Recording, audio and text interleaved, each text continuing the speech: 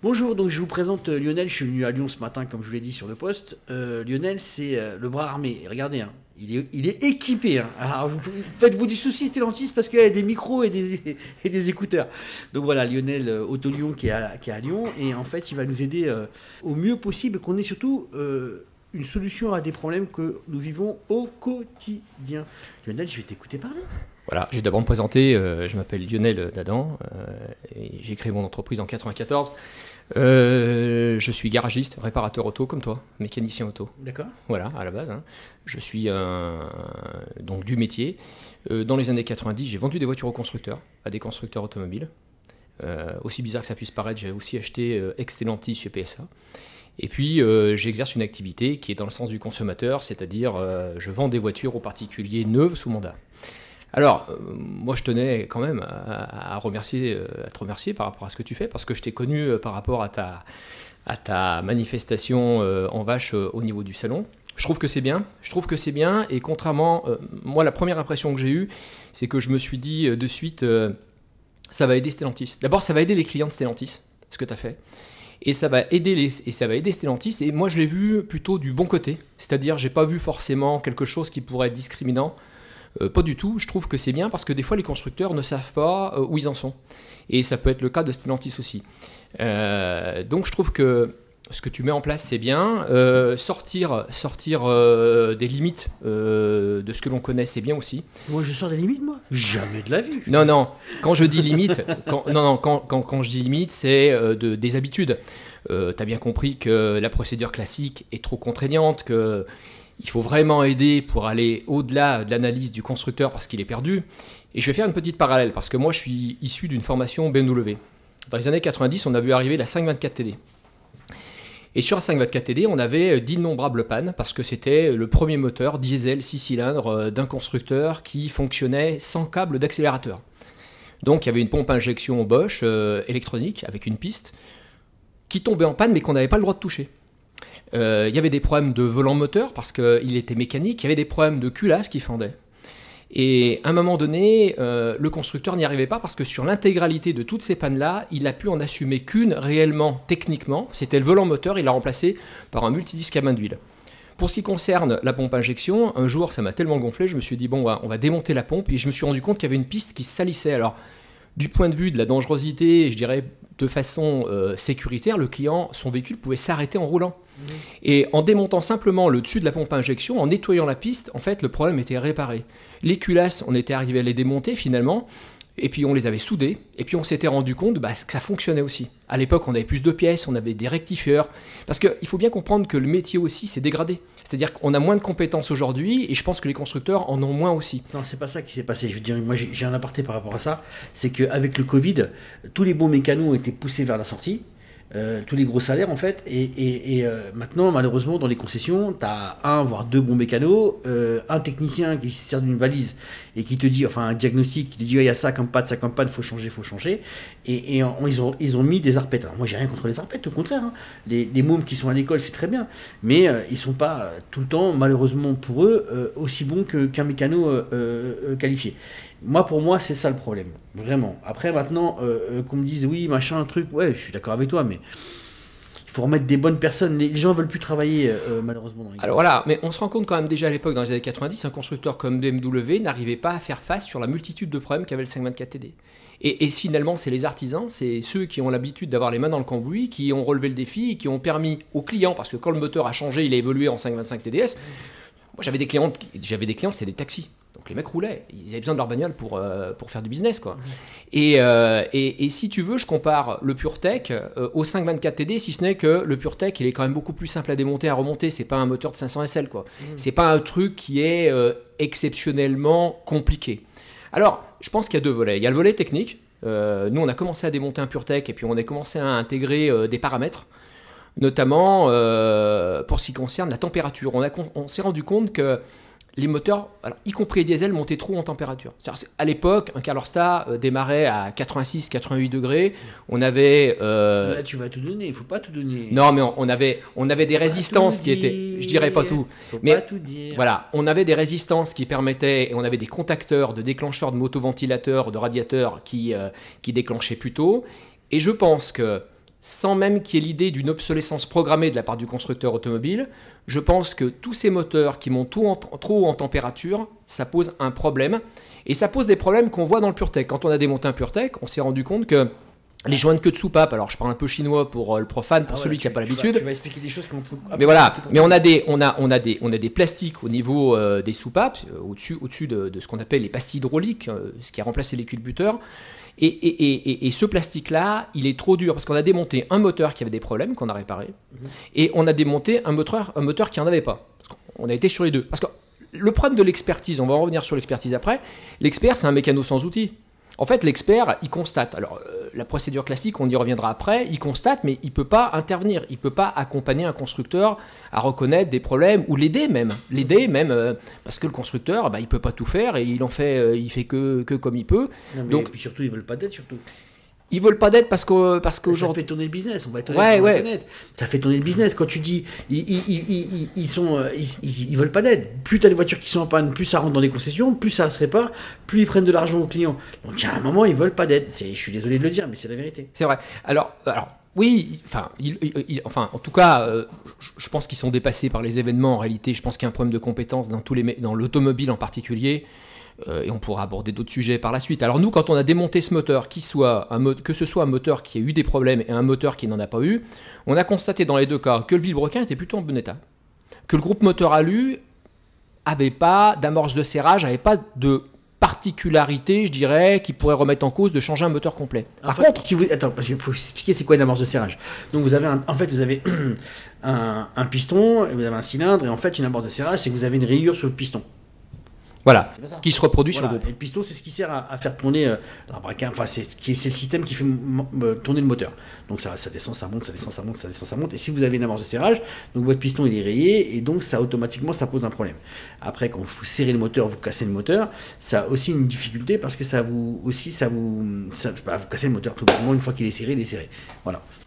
Alors le groupe est endommagé, et puis là il faut jeter le moteur à la poubelle.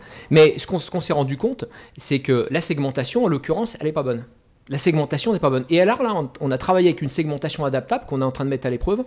Et cette segmentation adaptable, donc qui ne sort pas de chez Stellantis, parce qu'on a éprouvé les deux, elle semblerait bien meilleure. Donc on est en phase test. Alors je pense qu'il y a la partie technique sur laquelle on doit travailler ensemble, c'est-à-dire on démonte, on regarde, et puis ça peut être un apport suffisant pour Stellantis pour une prise de conscience, ça c'est important. Et je pense qu'on peut les aider aussi. Parce que, par exemple... Alors moi, je veux pas aider Stellantis. J'entends bien. Ah non, moi je veux pas aider Stellantis. Moi je veux aider les gens qui sont là pour se faire tabasser. Moi je suis désolé, Stellantis, j'en ai rien à faire. Je suis désolé de vous dire ça les gars. Mais moi, je suis là pour aider les gens qui sont dans la galère. Parce que Stellantis, c'est bien beau. Ils ont pris 18,6 milliards de bénéfices nets l'année dernière. Quand ils ont fermé Emma France, alors je fais pas de la politique, je suis apolitique, je m'en fous de ça. Quand ils ont fermé Emma France, ils ont signé en même temps les 36 millions d'euros à Tavares. Donc à un moment, Stellantis sont bien mignons. Voilà, alors, mais tu as raison. D'abord, la première intention, c'est d'aider ceux qui sont vraiment dans la merde. Ah bah oui.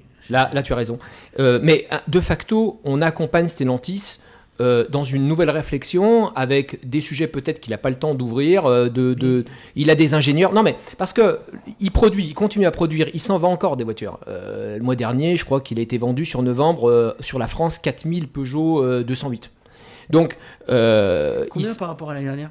J'aurais bien voulu. T'as des statistiques de combien l'année dernière, combien cette année? Non, mais il semblerait que Stellantis, sur la Peugeot 208, en tout cas, soit en progression. Mais attention, là je viens sur le volet commercial. Le véritable acquéreur de voiture, c'est celui qui la paye. Après, la LOA, c'est un leasing, c'est une location. Donc, vendre des voitures, c'est pas forcément destiné à des propriétaires finaux. Quelqu'un qui prend une LOA, qui la restitue au bout de 36 mois, il s'en fiche un peu de savoir si son moteur va être cassé à l'issue des 36 mois.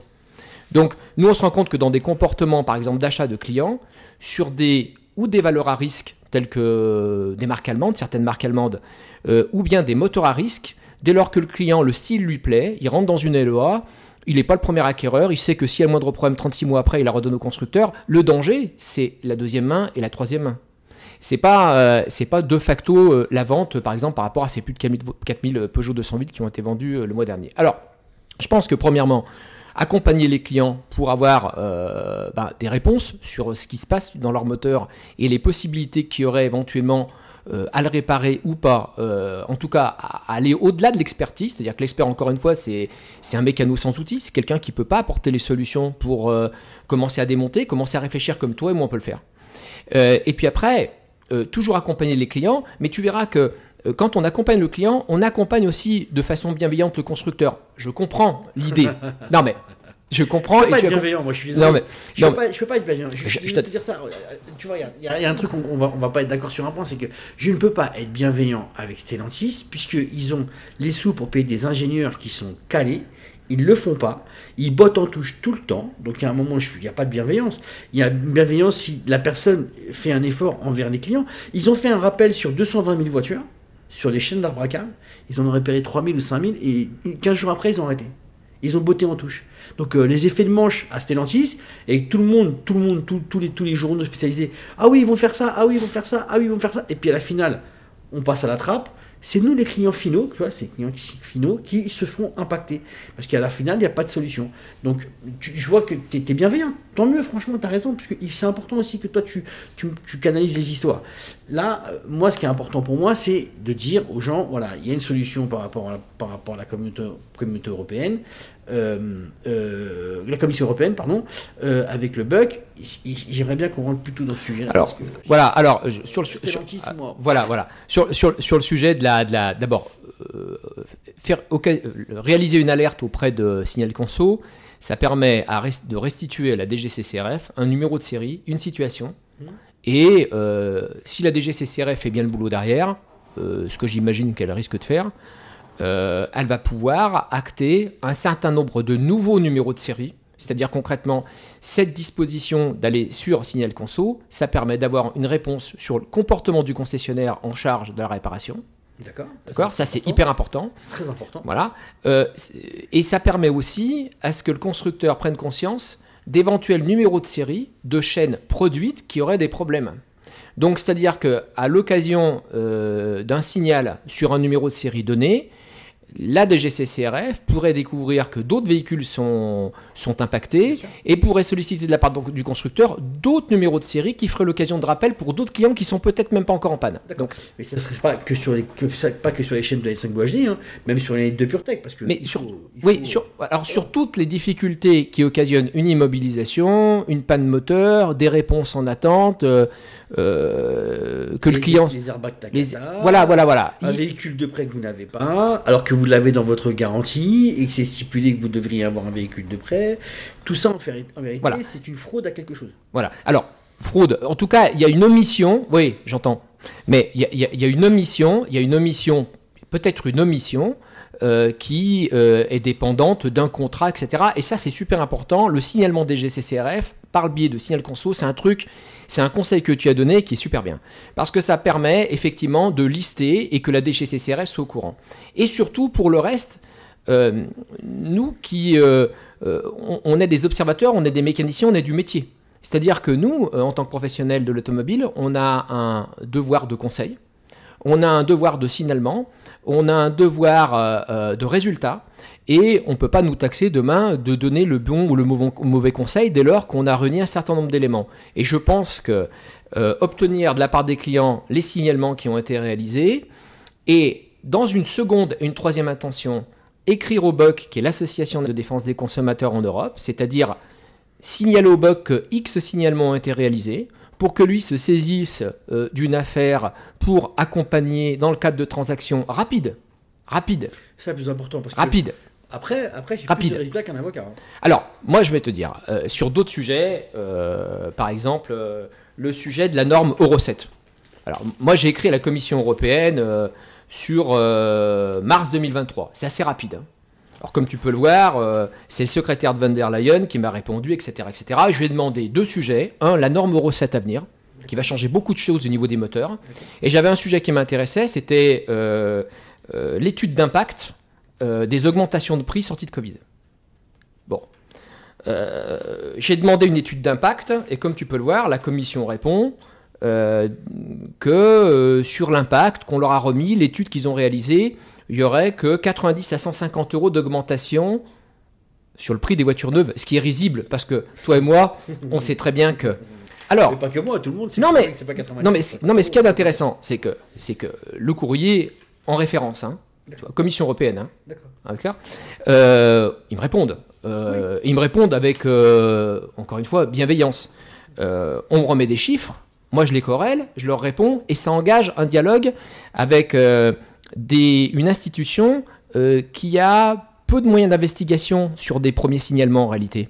D'ailleurs, ils te le disent très souvent, quand tu signales, ils te disent on a des moyens limités. C'est-à-dire qu'avant qu'eux décident il faut un certain nombre de sinistres, il faut pouvoir outiller des dossiers. Après, ils interviennent assez rapidement. Et je pense qu'avec le rôle, avec les institutions, on a suffisamment d'éléments pour accompagner des clients qui ont des casse moteurs, mes clients qui viendraient chez moi, ceux qui te suivent, ceux que tu décides d'aider.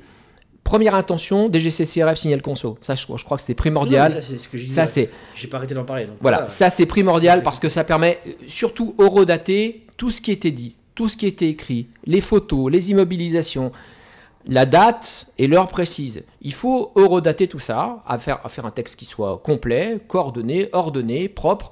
Envoyer ça par l'intermédiaire de signal conso parce que c'est une institution qui est là pour ça en fait, concrètement. Et c'est totalement gratuit. Une fois que ça a été réalisé, effectivement, il faudrait cumuler, parce que toi, tu es influenceur. Non, je ne suis pas influenceur. Moi, je ne vends pas des produits. Non, mais je veux dire, non, mais enfin, aujourd'hui, tu as le rôle. C'est pas que j'influence, mais c'est vrai que les gens, c'est vrai que quand je demande, je suis pas influenceur. Enfin, pour moi, un influenceur, c'est un mec qui va te vendre de la pommade. Moi, je vais être influenceur pour dire ce qui se passe. Je vais plutôt être là pour essayer d'aiguiller les gens au mieux pour pas qu'ils aient pas de problème. C'est tout. Le reste, après, influenceur, je ne me considère pas comme un influenceur. Si maintenant ça me paye demain, je dis pas que je ne deviendrai pas influenceur. Pas à vendre des produits, mais à aider les gens. Ouais, ça c'est possible. Non, mais je veux dire, aujourd'hui, c'est parti de bon cœur. Aujourd'hui, et si on se réunit, c'est que j'ai conscience aussi, parce que voilà, je suis plutôt quelqu'un de généreux et accompagner le particulier, ça fait partie de mon ADN, parce que mon métier, c'est d'accompagner le particulier. Et je pense pas Stellantis, ça. Oui. Non, pas Stellantis. Mais je reviens sur Stellantis, tu sais. J'arrive pas. Ouais, je sais. J'arrive pas. Non, mais il y a eu l'avant Carlos Tavares, il y a eu l'après Carlos Tavares. Et ça va changer quoi, tu crois? Mais je pense qu'Elkann est quelqu'un de mesuré, qui fait partie d'une famille qui a eu l'habitude d'accompagner des marques qui ont tenu en Italie, y compris durant les crises. Et de toute façon, la réalité, c'est qu'il faut revenir à des niveaux de production convenables, laisser de côté un peu l'électrique, parce que je ne vais pas ouvrir le chapitre de l'électrique avec les batteries lithium-ion, LFP et graphène, que je connais très bien, mais je pense qu'il faut laisser de côté l'électrique pour l'instant, reproduire des voitures. Moi, je serais d'Elkann, je foutrais les moteurs Fiat à l'intérieur des Peugeot, parce que de toute façon, la réalité, c'est que Peugeot est passé sous pavillon italien depuis que Meloni a tapé du poing sur la table. Donc, ils vont virer leur siège aux Pays-Bas pour retourner à Turin. Et puis, on voit bien d'ailleurs que quand il y a un risque de superéthanol, je vais revenir un peu à la technique, toujours pareil. La Peugeot 208, vendue en Amérique du Sud, elle a le moteur Fiat parce que là-bas, on roule à l'alcool. Donc, pourquoi on a mis le moteur Fiat? Parce qu'on sait très bien que le moteur PureTech, il aurait peut-être du mal à supporter, je dirais, l'alcool de l'Amérique du Sud. Non, mais il supporte rien, il m'a été ni l'alcool, ni le temps, il supporte rien, le moteur de... J'ai mon détendeur de voiture qui a cassé sur le périphérique. Donc, non, il supporte rien, il supporte même pas d'aller à Poissy. Désolé de le dire. Donc, alors après, je pense qu'il faut aussi, dans les conditions d'achat, dans les conseils achats, moi, si je peux donner un conseil, il faut que les clients ils s'intéressent de là où la voiture arrive. Et il faut le faire acter dans les bons de commande. C'est-à-dire que, je te donne un exemple très simple. Moi, je fais des expertises parce qu'on propose des voitures, donc je pars à l'étranger pour aller expertiser des voitures d'occasion. Et je me rends compte que des fois, quand un concessionnaire me vend des bagnoles et qu'elle revient de parcours locatif, elle a plus d'huile dans le moteur. Mais elle a plus d'huile dans le moteur. Alors que ce soit une Peugeot, ce qu'on veut, une Fiat, une Citroën, ce qu'on veut, hein, une Renault, elle a plus d'huile dans le moteur. Pour une raison simple, c'est que quand tu loues une bagnole et que tu dois restituer ta voiture, tu vas pas aller payer 1,80€, 1,70€ l'essence. Tu sais que le plein est à ta charge. Qu'est-ce que tu fais? Tu fous du superéthanol. Tu mets du E85 parce que tu sais que la bagnole, elle roule pareil. Et en fait, ces voitures de retour de location, quand elles sont restituées, très souvent, majoritairement, les gens font des pleins de superéthanol à l'intérieur. Ce qui fait que le superéthanol, mais peu importe la marque en réalité, c'est une essence tellement sèche qu'elle se mélange à l'huile, elle te fait évaporer l'huile par les mêmes conduits par lesquels elle est arrivée. Donc c'est une surconsommation d'huile énorme. Alors je pense que déjà, premièrement, il faut qu'en termes de conseil d'achat, quand un client va acheter une voiture récente, qu'il demande bien au vendeur qui lui garantisse que la voiture n'est pas une ex-location. Il doit le marquer sur le bon de commande. Cette voiture n'est pas une ex-location. Et je vais en terminer ça sur les ex-locations. Ou une auto-école. Une auto-école, tu as l'obligation de marquer que c'est une auto-école quand tu vends sur ton bon de commande. Il y en a qui ne le marquent pas. J'entends bien. Mais si par contre un client devrait demander la provenance du véhicule et qu'auquel cas le vendeur ne lui précise pas que c'était une ex-auto-école, il peut demander le remboursement 5 ans, 7 ans après. Oui, mais bon, tu sais très bien que c'est compliqué. Tu sais comment c'est donc. Tu as une voiture, tu t'es fait enfler, excuse-moi de te dire ça comme ça. Tu as acheté une voiture, tu le sais pas. Le temps que tu ailles en justice, que tu fasses un référé, que tu fasses quelque chose, n'importe quoi, c'est très très long. Et ben voilà, je te donne avec un cas très probant. Signal conso. Quand tu as un bon de commande entre les mains. Tu es en train de me dire que Signal Conso, c'est oui. C'est le bon Dieu. Oui, Signal conso. Vous entendez, Signal Conso, c'est le bon Dieu. Donc, Signal conso, vous oui. avez intérêt. Ils sont faits. Je vous le dis, la DGCCRF. Ils sont faits pour ça. Tu achètes une bagnole et puis tu te rends compte qu'en réalité, tu as demandé à connaître la provenance du véhicule et le tube te marque voiture de particulier. Tu lui demandes, voiture de particulier, ex-auto-école, etc. Je te garantis d'une chose, c'est que si te mets ex-particulier dès lors que c'est une ex-auto-école, Signal Conso, tu écris, il a la DGCCRF le surlendemain chez lui. Ou en tout cas, il devra répondre immédiatement à Signal Conso, puisque Signal Conso envoie... Alors, voilà, on va prendre le cas. Tu écris à Signal Conso. La DGCCRF va, par exemple, voir l'auto-école qui l'a vendu sous pavillon particulier. Donc il va falloir que toi, tu déposes plainte contre l'auto-école, qui va prendre du temps, ou tu vas faire ça au civil, tu vas prendre un avocat. Il va falloir que tu payes l'avocat. Après, tu vas faire marcher l'article 700. Mais tu sais très bien que c'est un peu long. Non, parce qu'avec Signal Conso, la résolution du problème, si tu veux, c'est ils envoient vite au pénal. En réalité, les transactions, elles sont très rapides. C'est-à-dire quand tu vois débarrouler la DGCCRF chez toi, pour des problématiques juridiques d'ordre de bon de commande, etc., je te garantis d'une chose, c'est que le professionnel, il a compris tout de suite qu'il va falloir payer, rembourser, être tranquille, parce que derrière, il va se ramasser moult contrôles pendant très longtemps. Et d'ailleurs, s'il a un conseil et que le conseil tient la route, la seule chose qu'il pourrait lui conseiller, c'est rembourser. Donc en réalité, la pression de la DGCCRF prend le pas largement en termes de rapidité, en termes de procès. Mais là, tu as tout à fait raison. Quand on rentre dans la machine du procès, les procès sont tous très souvent taillés en termes de dédommagement sur le fond. Ça dure 2-3 ans. Il y a des appels qui, des fois, sont suspensifs en fonction de ce que tu demandes. Ah oui. Il faut faire un référé en amont. C'est très long, ça sert à rien, alors que Signal Conso... C'est pas que ça sert à rien, c'est que c'est très long. Et les gens n'ont pas le temps. Malheureusement, quand tu as une voiture qui est en panne, ou que tu t'es fait avoir sur une voiture, il faut que tu rachètes une voiture derrière. Donc malheureusement, c'est pas une question de très long, c'est une question qu'un véhicule, c'est un outil important dans une vie de couple, dans une vie de travail. Et donc tu n'as pas le temps à attendre que malheureusement la justice fasse son boulot, même si elle le fait très bien. Ça prend du temps. C'est une vérité, malheureusement. Signal Conso, c'est plus rapide. Signal Conso va mettre la pression tout de suite. Ça va pas. On va voir ça dans pas longtemps. Ben, écoute, le cas italien en tout cas. On prend le cas italien de la D-Blue, qui a été rendu la semaine dernière. Mais le cas italien, c'est pas nous. Regarde en France. Alors non, si c'est nous. Mais non, c'est pas. Regarde. Alors, le cas italien, c'est le cas italien.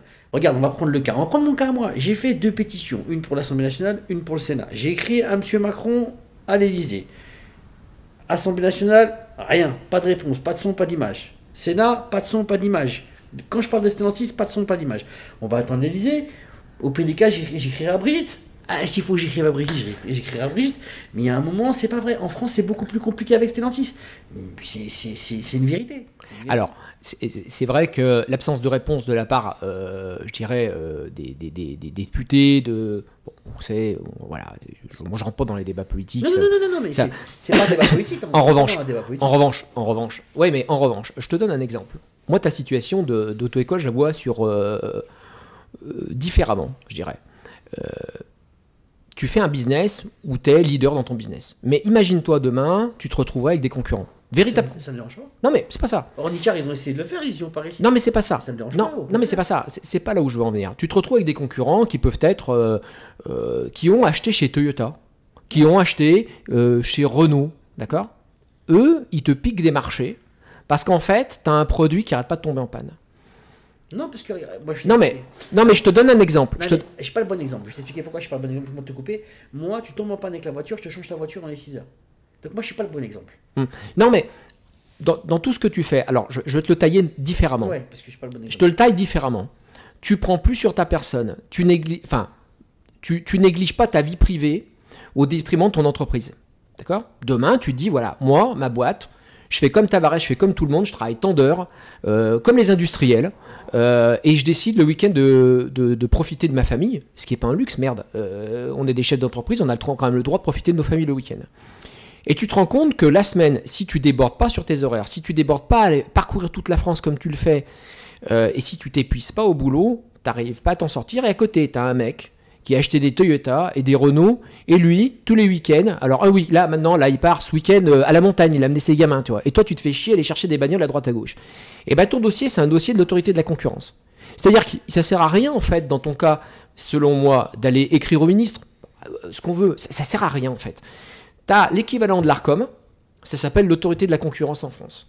Et puis à un moment donné, tu décides d'aller frapper à la porte qu'il faut. C'est-à-dire, moi j'ai créé l'autorité de la concurrence. Je rappelle que dans l'histoire d'AD Blue, italien, dont la France a été obligée de s'inspirer, je l'ai sur ma page TikTok, je l'ai mis d'ailleurs dans ma bio, le lien de l'article qu'on a réalisé hier, ça démarre de l'autorité de la concurrence italienne. Alors, regarde bien la différence. L'avocat italien réunit un certain nombre de plaintes, il ne va pas aller attaquer au niveau d'un tribunal. Il écrit à l'autorité de la concurrence italienne. Nous, qu'est-ce qu'on fait ? Quand on fait une procédure collective dans la culture française, on réunit des éléments, on fait payer des gens puisque c'est une procédure collective, on va attaquer en justice avec une mise en demeure, les gens attendent patiemment parce qu'il y a une négociation qui est en cours parce que le constructeur n'a pas le temps. Et puis finalement, on attend, on va dans un procès qui va durer longtemps, et puis tout le monde sera perdu parce que tout le monde s'en fichera dans 4 ans, parce que tous les clients qui se sont lancés dans cette procédure collective, ils auront déjà acheté notre bagnole. Tu vois ce que je veux dire ? Alors que l'avocat italien, lui, il pense différemment. Il dit, en termes de culture, nous, on a un truc qui s'appelle l'autorité de la concurrence, ils ont besoin de bosser. En plus, c'est une institution qui est libre, qui va pouvoir enquêter très rapidement. Et il obtient une résolution de problème où nous, on attend encore. Donc ça veut dire que il faut comprendre qu'au départ de l'Italie, avec le bon avocat qui a su réunir une procédure collective, qui a su déposer une requête, un signalement à l'autorité de la concurrence italienne, l'autorité de la concurrence italienne a négocié, parce que quand l'autorité de la concurrence italienne appelle un constructeur, c'est pas l'avocat du coin qui a réuni 10 000 personnes, tu vois. C'est quand même quelque chose, quand même. Voilà. L'avocat du coin qui ramène 10 000 personnes. Oui, j'entends bien, mais. Oui, mais très bien. L'avocat du coin qui ramène 10 000 personnes, il est content parce qu'il a 10 000 personnes derrière lui. Il est gonflé à bloc. Mais c'est pas l'autorité de la concurrence. Quand un avocat qui réunit une procédure collective, il fait une mise en demeure, mais même avec 20 000 personnes, et qui commence à envoyer une mise en demeure, et qu'en face, que tu as un constructeur qui veut ou pas prendre conscience, il n'a pas la même pression que quand c'est une autorité de la concurrence qui lui écrit. Oui, sauf qu'en France, c'est très compliqué. Alors, c'est pas compliqué parce qu'on a de mauvaises habitudes, en fait. C'est pas compliqué, on a de mauvaises habitudes. Et dans ton cas, par exemple, tu écrirais à l'autorité de la concurrence en disant, bah écoutez, j'ai pas de concurrent, en revanche, je pourrais en avoir, et moi, j'ai un problème de concurrence. Moi, j'ai un problème, je suis obligé de déborder. J'ai des bagnoles qui n'arrêtent pas de tomber en panne. On fait comment ? Et si tu veux, eux, ça vaut le coup de les solliciter parce que c'est gratuit en plus de ça. Tu vois ? Alors, et on peut solliciter l'antitrust européen, on peut solliciter le BOC, et il y a plein d'autres méthodes pour pouvoir accompagner les gens qui te suivent, et il y a plein d'autres méthodes pour pouvoir agir. Moi, je suis toujours parti sur ces méthodes-là, dans l'idée que le constructeur, en fonction des cycles, tu sais, un constructeur, en fonction des cycles, des fois, ça arrive, constructeur centenaire, il peut avoir des mauvais dirigeants. Je te donne un exemple, alors, je dis pas que Renault, il y a des mauvais dirigeants, attention, hein. On prend Schweitzer, les Renault n'étaient que des numéros, il leur a mis des noms, il a inventé Twingo, il a inventé Espace, il a inventé plein de trucs. Depuis Schweitzer, qu'est-ce qu'on a inventé chez Renault ? Pas grand-chose, en fait. À part à la joint venture avec Nissan, qui était profitable sur les faisceaux électroniques de chez Renault, en fait. Donc, si tu veux, dans certaines phases de vie d'un constructeur automobile, des fois, tu as des mauvaises directions, tu as des gens qui sont mis là, qui sont... Ça arrive, hein, peu compétents. Moi, je vais dire un truc par rapport à ça. Tavares a été très bon. Moi, je ne dis pas qu'il était mauvais. J'ai pas à dire qu'il était mauvais. Le gars était très bon. Il est financier à la base. Il a fait gagner de l'argent. Moi, je suis désolé de le dire, on lui colle une étiquette, et on lui colle une casquette, il est là pour faire gagner de l'argent. Il a su faire gagner de l'argent à Stellantis, au détriment des clients. Donc pourquoi lui reprocher quelque chose? Il a fait son boulot. Maintenant qu'il parte et qu'il lui paye un parachute doré, ça je trouve pas ça très correct pour les gens qui mangent les pissenlits par la racine, mais honnêtement, il a fait son taf. Alors moi je pense pas. Alors je vais te dire pourquoi, parce que premièrement, je pense que Carlos Tavares s'est imaginé en ministre de l'automobile. D'ailleurs, dans un de ses... Il l'a été, hein. Non, ministre de l'automobile, non. Il s'est imaginé ministre de l'automobile. Mais il l'a été, ici en France, il l'a été, je suis désolé de te dire ça. Oui, mais enfin, Chez nous, il l'a été. Pas réellement, pas statutairement. Mais premièrement, je vais te dire pourquoi je m'oppose. Enfin, je me permets parce que Carlos Tavares, c'est quelqu'un qui a fait, avec Back in the Race, le premier plan du bon job. Quand il a fait rentrer Dongfeng au capital avec l'État français et que Peugeot était très mal, Back in the Race, c'était un plan qui tenait la route. Après, sur les dernières années, je vais aller vite, Carlos Tavares s'imaginait en ministre de l'automobile, c'est-à-dire que il était tellement influent auprès de la PFA et de la CCFA, qui était l'Association nationale des constructeurs automobiles français, qu'il a été un modèle d'ailleurs pour certaines marques. Il y a des gens qui l'ont suivi parce qu'ils pensaient que le pricing power c'était super bien. Moi, je l'ai vu, je me suis dit, mais là, il sort de son rôle. S'adresser aux Français sur France Info en expliquant, voilà, je prends les Français à témoin, il va falloir qu'on fasse ça ensemble, etc. Et si tu veux, quand tu te positionnes derrière une marque et que tu décides d'être pure business, tu t'adresses pas aux Français. Tu garantis pas qu'une mobilité doit être propre, sûre et abordable. Parce qu'il s'adressait aux Français et il promettait une mobilité propre, sûre et abordable. Et moi, je suis pas d'accord. Je pense que ça a été un très mauvais dirigeant. Et je pense qu'au contraire, je pense qu'il ne faut pas faire de procès ni à Peugeot, ni à Citroën, ni à Stellantis d'ailleurs. Des fois, dans la vie d'un groupe, il a pu montrer ce qu'il était capable avant, c'est-à-dire avec le plan Back in the Race. Je trouve qu'il a bien remonté Peugeot. Il faut le remercier pour ça. Enfin, parce que nous aussi, négociants automobiles, on roule avec les bagnoles, on fait du commerce avec. Mais par contre, après, c'était pas bon, quoi. Alors, pour toi, il a été rentable. Enfin, tu dis que tu me parles de rentabilité. Il a été rentable avec nos impôts, avec nos aides. Allez, tu peux avoir de la rentabilité quand tu payes des impôts. Alors, tu prends l'argent des impôts. La dernière fois que je l'ai entendu parler, il a dit quoi? Il a dit il faut racheter des voitures, il faut qu'on nous aide pour pouvoir passer à l'électrique. Donc, ça veut dire qu'il nous a demandé, et j'ai fait un poids, j'étais comme un dingue. On va encore nous payer nos impôts pour pouvoir l'aider à vendre des voitures? Alors la situation du constructeur... Pour engraisser des actionnaires. Parce qu'en fait, quand tu vends des voitures, il engraisse les actionnaires, on est d'accord? Oui. C'est pas nous qui l'engraisse. Oui, alors c'est vrai que les constructeurs automobiles ont subi un peu pendant un temps durant, et puis après, si tu veux, il y avait des obligations politiques à réaliser, et après, il y a des obligations économiques. Et elles arrivent dans un deuxième temps. Et c'est vrai que l'idée de faire tout vert, avec des batteries, et de diminuer la voilure de véhicules électriques, parce qu'il faut savoir que de toute façon, il y a 40 millions d'automobilistes, et que si demain tout le monde devait passer à l'électrique, on pourrait à peine, recharger 15 millions de bagnoles. Donc c'est pas possible. Donc si tu veux, ils avaient intérêt, et d'ailleurs on voit bien que quand des marques comme Stellantis réunissent un certain nombre de marques dans une même concession et diminuent les points de vente, c'est bien qu'ils anticipent le fait de vendre moins de voitures et d'être plus profitables. Non, je suis pas d'accord avec toi. Je sais qu'ils veulent faire plus de bénéfices. Je ne dis pas le contraire. Si maintenant ils ferment toutes les concessions, c'est qu'il y a une raison. C'est parce qu'en fait ils veulent faire plus de bénéfices. La pierre angulaire de cette histoire, c'est les bénéfices. En fait, tu me diras pas le contraire. Ils ont fait des bénéfices à couper à droite, à gauche, dans les concessions, dans les usines. Ils ont mis des gens sur le carreau. Ça fait des mois que je le dis. Ça fait des mois que j'en parle.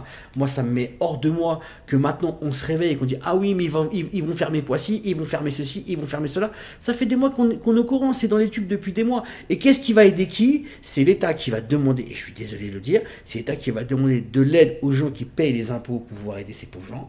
Et j'en suis malheureusement malheureux pour eux. Je suis malheureux pour eux. Mais il y a un moment pour que les bénéfices soient encore à l'ordre du jour pour les actionnaires. Je suis désolé de te le dire, Lionel. Il y a un moment, on ne peut pas se voiler la face et se dire « Ah mais non, c'est pas ça, c'est pas ça, c'est pas ça ». C'est une vérité, c'est une boîte à faire tourner, mais c'est pas pour le bien des salariés, c'est pour le bien des patrons, des actionnaires. C'est la vérité, c'est une vérité. Oui, alors il y a une absolue nécessité d'aller faire du chiffre de toute façon et puis de rassurer l'actionnariat, ça c'est évident. Parce que s'il n'y a pas d'actionnariat, d'ailleurs on a bien vu que quand le cours Stellantis a chuté, Stellantis a tenté d'aller en Italie pour récupérer des deniers publics pour lancer les véhicules électriques. De toute façon, la trésorerie et le stock, il faut financer le stock. Hein. Mais il y a eu des... J'en reviens à Tavares, il y a eu des positions totalement paradoxales. À un moment donné, il se fait sortir de la merde par Dongfeng parce qu'il investit. Après, il fait la guerre aux Chinois alors que quelques années plus tôt, il avait expliqué qu'il avait une jambe chinoise et une jambe française. C'est quelqu'un qui cultive en permanence le paradoxe. Donc pour moi, ça n'a pas été un bon capitaine de navire, si tu veux. Je préfère De Meo, par exemple, chez Renault. Alors De Meo, c'est le vendeur de bagnole, quoi, tu vois, c'est un commerçant. Non mais... Je veux dire, tu te rends compte que le gars, il a foutu 4 Gentalus sur une Seat et puis il a appelé ça Cupra. Il a des compétences de vendeur. Mais pour ce qui concerne Tavares, je pense que Tavares n'a pas été au niveau. Et pourquoi je veux rebondir là-dessus? Parce qu'il n'est pas dit qu'aujourd'hui, Elkann ne le soit pas. Voilà. Et je pense, à mon avis, et j'espère tout du moins, pas je pense, j'espère que Elkann puisse arriver à sortir Peugeot, Fiat, etc. de la merde, quoi. En tout cas, là où tu as raison, c'est que les fermetures d'usines, ça dépend aussi des sous-traitants. Et là où je vais te rejoindre, et j'aime pas faire de politique, c'est vrai que l'Italie a préservé ses PMI et PME, ses sous-traitants. Il y a une culture de la PMI et de la PME qui est différente de la nôtre. Et aujourd'hui, une usine qui pourrait être à Poissy ou ailleurs, mais qui n'a pas de sous-traitants à proximité parce qu'ils ont tous fermé, avec des produits qui pourraient arriver de Chine, ça servirait à quoi? A plus lieu d'être. Voilà. Ça servirait à quoi? Donc on est en train de tuer l'économie française. Je suis désolé de le dire, et c'est pas de la politique, c'est juste une question de logique. Alors moi, avec mes yeux de citoyen de base, on va dire, parce que moi je suis pas quelqu'un de calé là-dedans, mais il y a un moment, regarde bien les choses, on est impacté dans tous les sens. C'est vrai. Alors pour en revenir au signalement des GCCRF via la plateforme Signal Conso, je pense que ce serait bien que tu puisses, que les gens puissent y aller. Ah non, expliquer vraiment avec des photos, etc., concrètement ce qui s'est passé. Il faut bien mettre l'adresse mail dans Signal Conso du concessionnaire réparateur. C'est hyper important. C'est hyper important parce que ça permet à la DGCCRF locale d'y aller, elle, localement. Elle fera un rapport à Paris, parce qu'elle dépend de Paris, mais elle pourra y aller, elle, localement.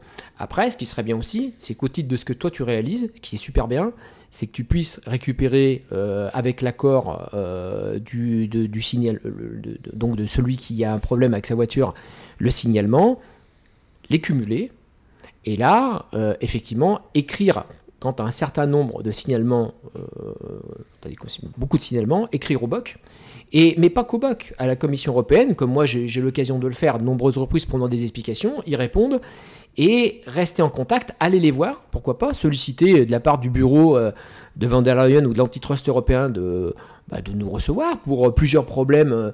Moi je fais du signalement tout le temps en fait. D'ailleurs dans mon groupe, c'est LD Holding qui a un rôle de formation, qui a un rôle de... On fait du signalement, on détecte des pratiques, et puis on les signale. Et franchement, dans 90% des cas, ça aboutit. Et ça aboutit favorablement et dans le sens du consommateur. Une question, tu parles souvent de Renault. Comment on en est au niveau des pièces? Parce que je ne peux pas mettre une marque en avant ou une autre marque en avant ou dire oui, Renault c'est pas trop mal, machin truc. Moi je suis pas contre, attention. Je suis pas contre, je sais que Renault ils ont augmenté leur vente grâce un peu à nous. Tant mieux. Comment on fait au niveau des pièces? Parce que quand tu as une voiture qui est en panne, qui te manque une caméra parce qu'on te l'a volée, le problème il est là. Ah, faut parler de ça aussi. Ouais, alors je pense que Renault se reconstruit. Renault bouffait, alors j'ai peut-être perdu le chiffre en tête, mais je le confirme pas comme ça, mais je crois qu'à l'époque de Ghosn, je sais plus si c'est 50 millions d'euros par jour ou par semaine.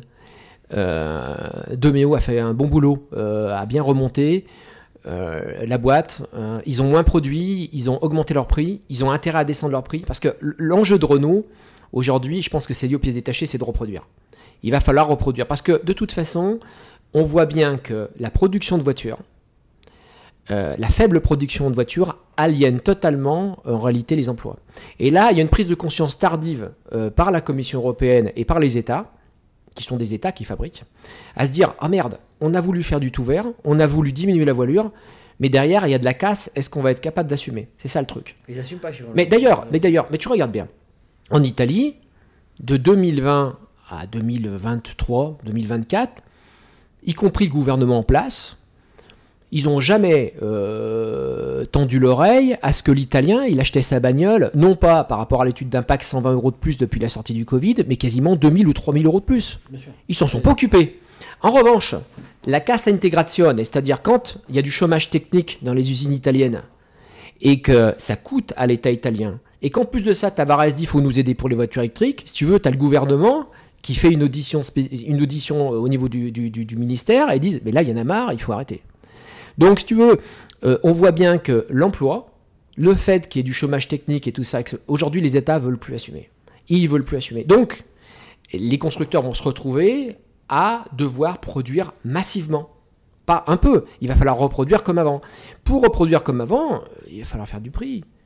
Parce que un Peugeot 3008, à l'époque, ça valait 25 000 € en concession neuf ou 28 000 €. Chez un mandataire, ça se payait 20 000 € neuf, 3008. Aujourd'hui, on est à 34 000. Donc, pour arriver à renouveler le parc de façon correcte, je dirais, pour arriver à reproduire, il va falloir, effectivement, décider de diminuer les prix. Et c'est tout l'enjeu de Renault, en fait. C'est qu'aujourd'hui, les prix vont descendre. Ça, c'est clair, net et précis. T'as une date ? Les prix vont descendre. À partir de janvier, les prix descendront. Ah bon ? Indéniablement. De toute façon, les stocks sont en train de gonfler chez Stellantis. En plus, ils ont immatriculé plein de bagnoles en 0 km qui vont devoir se séparer. On pourra faire un autre sujet sur un 0 km, je connais bien. Surtout, achetez pas de 0 km avec des garanties morcelées, conseil que je donne aux consommateurs. 0 km, ça veut dire une voiture achetée, par exemple, que vous avez, on va dire, une voiture de direction, une voiture sur parc, et on vous dit, voilà, 0 km, et en fait, ils l'ont laissé pendant un X temps sur le parc, et vous avez une garantie moindre. Donc c'est ça en fait 0 km, c'est pas acheter un véhicule neuf 0 km et qu'il vous immatriculez le jour même, c'est vraiment immatriculé avant et que vous retrouvez chez un mandataire ou chez quelqu'un d'autre qui vous dit ah bah tiens c'est super, regardez vous avez fait une super affaire et vous vous retrouvez avec une garantie moindre. C'est ça, voilà, exactement. Donc il y a beaucoup de voitures qui ont été produites et si tu veux aujourd'hui il va falloir qu'ils soient écoulés ces bagnoles-là. Ah, tu m'as dit Renault ils vont baisser les prix. Alors non, je pense que d'abord celui qui va baisser les prix c'est Stellantis. Parce que de toute façon, la famille. Ils n'ont pas le choix. Non, mais la famille. Non, mais culturellement, si tu veux, culturellement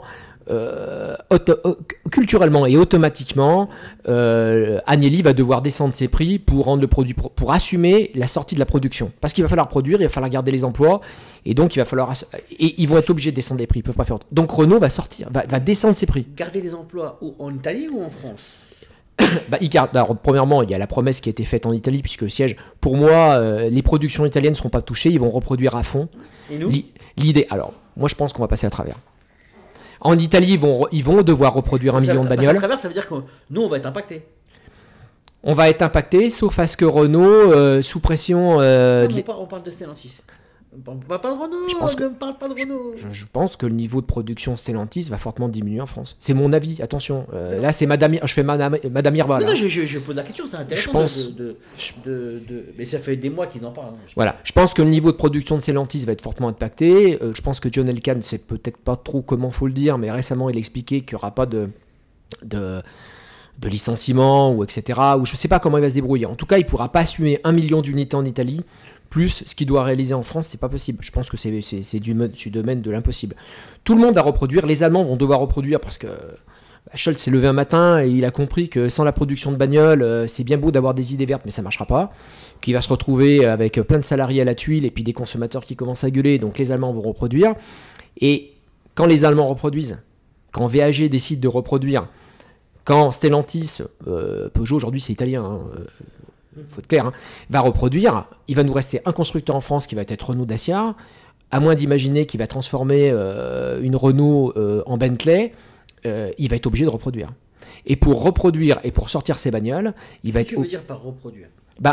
Reproduire massivement de la voiture. Il va falloir qu'ils reviennent sur des chiffres qui soient des chiffres de production acceptables. Sauf que les gens maintenant ils vont avoir du mal à acheter une voiture neuve. Ça dépend le prix. En fait, ça dépend le prix. Une voiture neuve, avant Covid, tu touchais des bagnoles neuves à 10 000 € parce que tu avais des voitures populaires à 10 000 €. Mais d'ailleurs, c'est là où il y a des sujets avec la Commission européenne. C'est-à-dire que moi, je pense qu'on peut... Moi, en tout cas, ça faisait partie des intentions que je voulais faire au niveau de la Commission européenne. Je pense qu'il doit y avoir un moratoire clair sur ce que doit être la mobilité populaire. Et c'est pas une bagnole électrique avec des fonds publics. C'est revenir avec des voitures de petit gabarit, à bon prix, à 10 000 euros, etc. Et le levier, c'est les interlocuteurs qu'on pourra saisir en tout cas. Interlocuteurs, je sais pas qu'est-ce qu'on va saisir ici. Hein. À part les impôts, mais qui vont le saisir, le reste. J'espère pas d'ailleurs.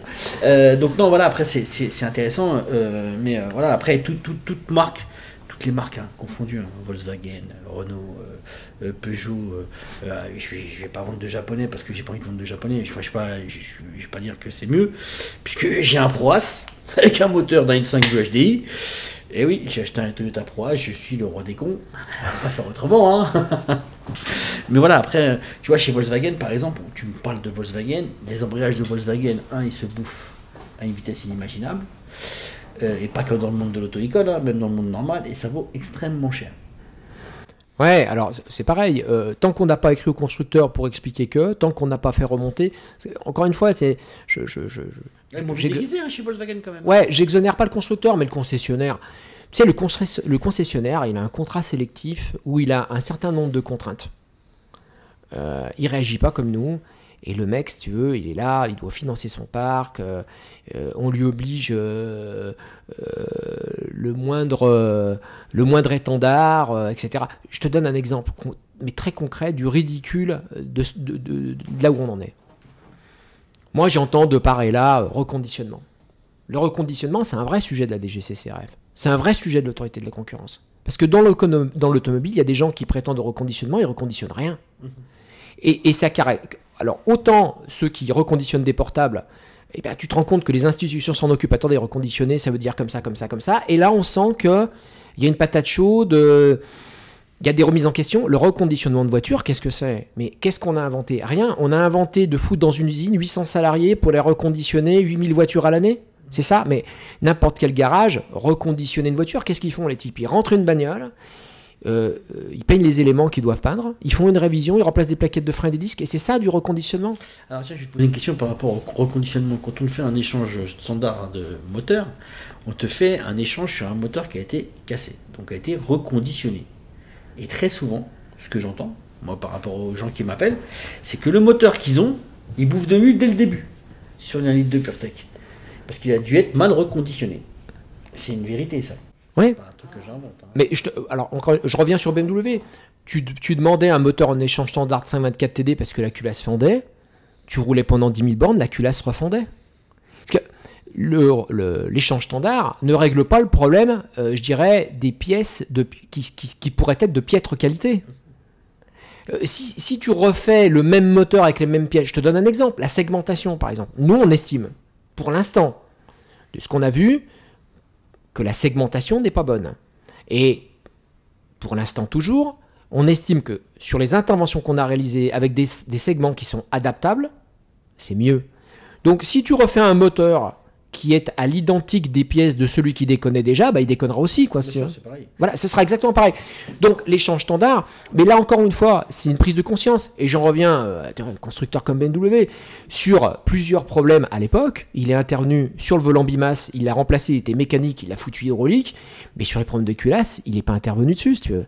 Sur les autres problèmes, il est très peu intervenu dessus. C'est le même moteur que sur les Chrysler, ça, je crois de mémoire. On avait le 524 TD qui était les culasses qui pétaient tout le temps. Les culasses qui pétaient tout le temps. Alors nous, on avait une technique, on les soudait à l'argon.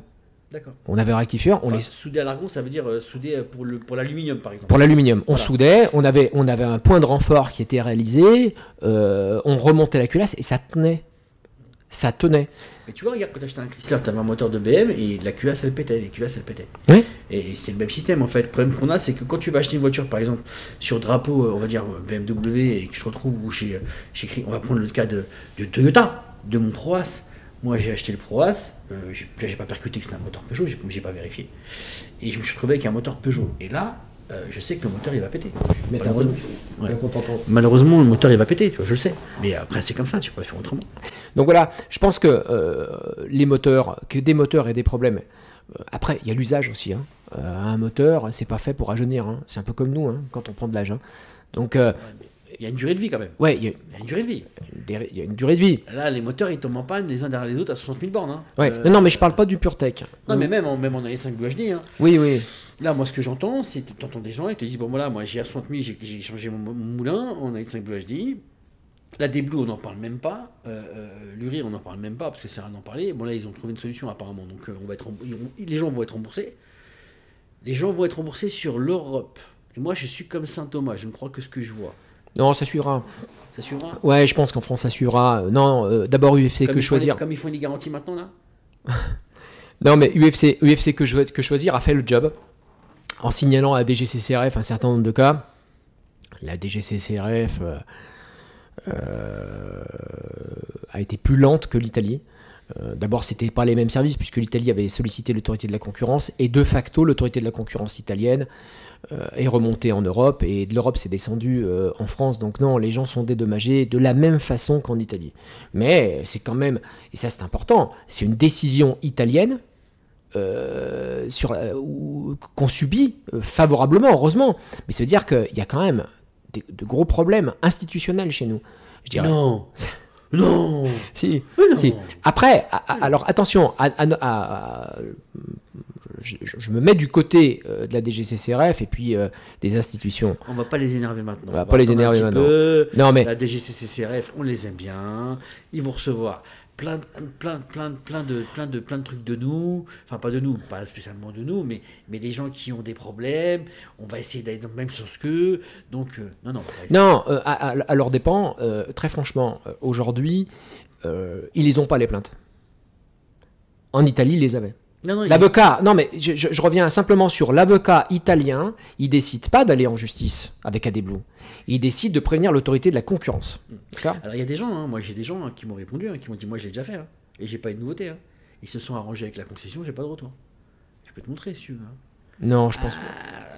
Et j'en ai montre pas, parce que moi il y a une personne qui m'a dit moi alors, je l'avais déjà fait et tout. Donc, dans Signal Conso, c'est la façon rapide d'intervenir. C'est-à-dire concrètement, tu interviens dans Signal Conso, c'est la plateforme qui gère ça. Oui, bien sûr, après ça va d'accord. beaucoup plus rapidement. Des fois, la DGCCRF local, parce que c'est des gens quand même qui sont relativement affûtés et qui se déplacent.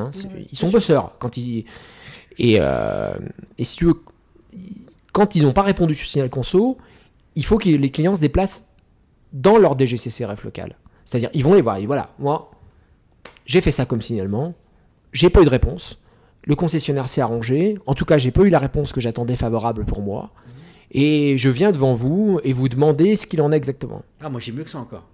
Le client il se déplace même pas. L'association elle va prendre un avocat et l'avocat il se déplacera avec le courrier plusieurs courriers d'un secteur. Ça sera encore plus facile, je pense.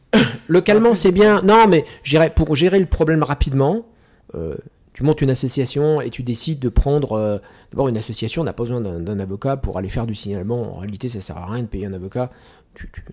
En association, tu le fais en direct. Malheureusement, en France, ça a plus de poids.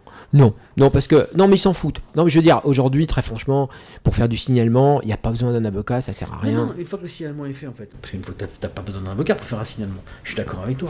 C'est pas ça, en fait. Une fois que le signalement a été fait, qu'il n'y a pas de retour, qu'il n'y a pas de retombée, il est bien que tu prennes plusieurs dossiers, par exemple, si ça arrive dans une région, que tu prennes ces plusieurs dossiers qui sont dans la même région, qui sont coutumiers du fait, et que tu prennes un avocat, et ton avocat il se déplace, il dit bon voilà, moi j'ai plusieurs dossiers qui n'avancent pas, où il n'y a pas de débouché, on voudrait savoir où ça en est. Et quand c'est un avocat qui se déplace, ou que tu reçois un courrier d'avocat, c'est toujours un peu plus compliqué que si c'était un courrier d'un citoyen français. Moi j'aime bien la vision 360, c'est-à-dire, je pense qu'une affaire comme ça, il faut la prendre en tenaille. La réalité, c'est que, encore une fois, un expert, c'est un mécanicien sans outils. Donc, il faut arriver déjà à voir ce qui se passe dans ces moteurs et voir comment on peut intervenir pour les réparer de façon concrète. Si on n'y arrive pas, on n'y arrive pas. La deuxième chose... Est-ce qu'ils vont être vendables après les voitures ? Tout dépend de la réponse qu'on peut apporter. C'est ça le problème aussi. Le problème, il est là. Hein. Non, mais je veux dire justement apporter une réponse qui pourrait faire que le moteur est vendable, c'est quand même...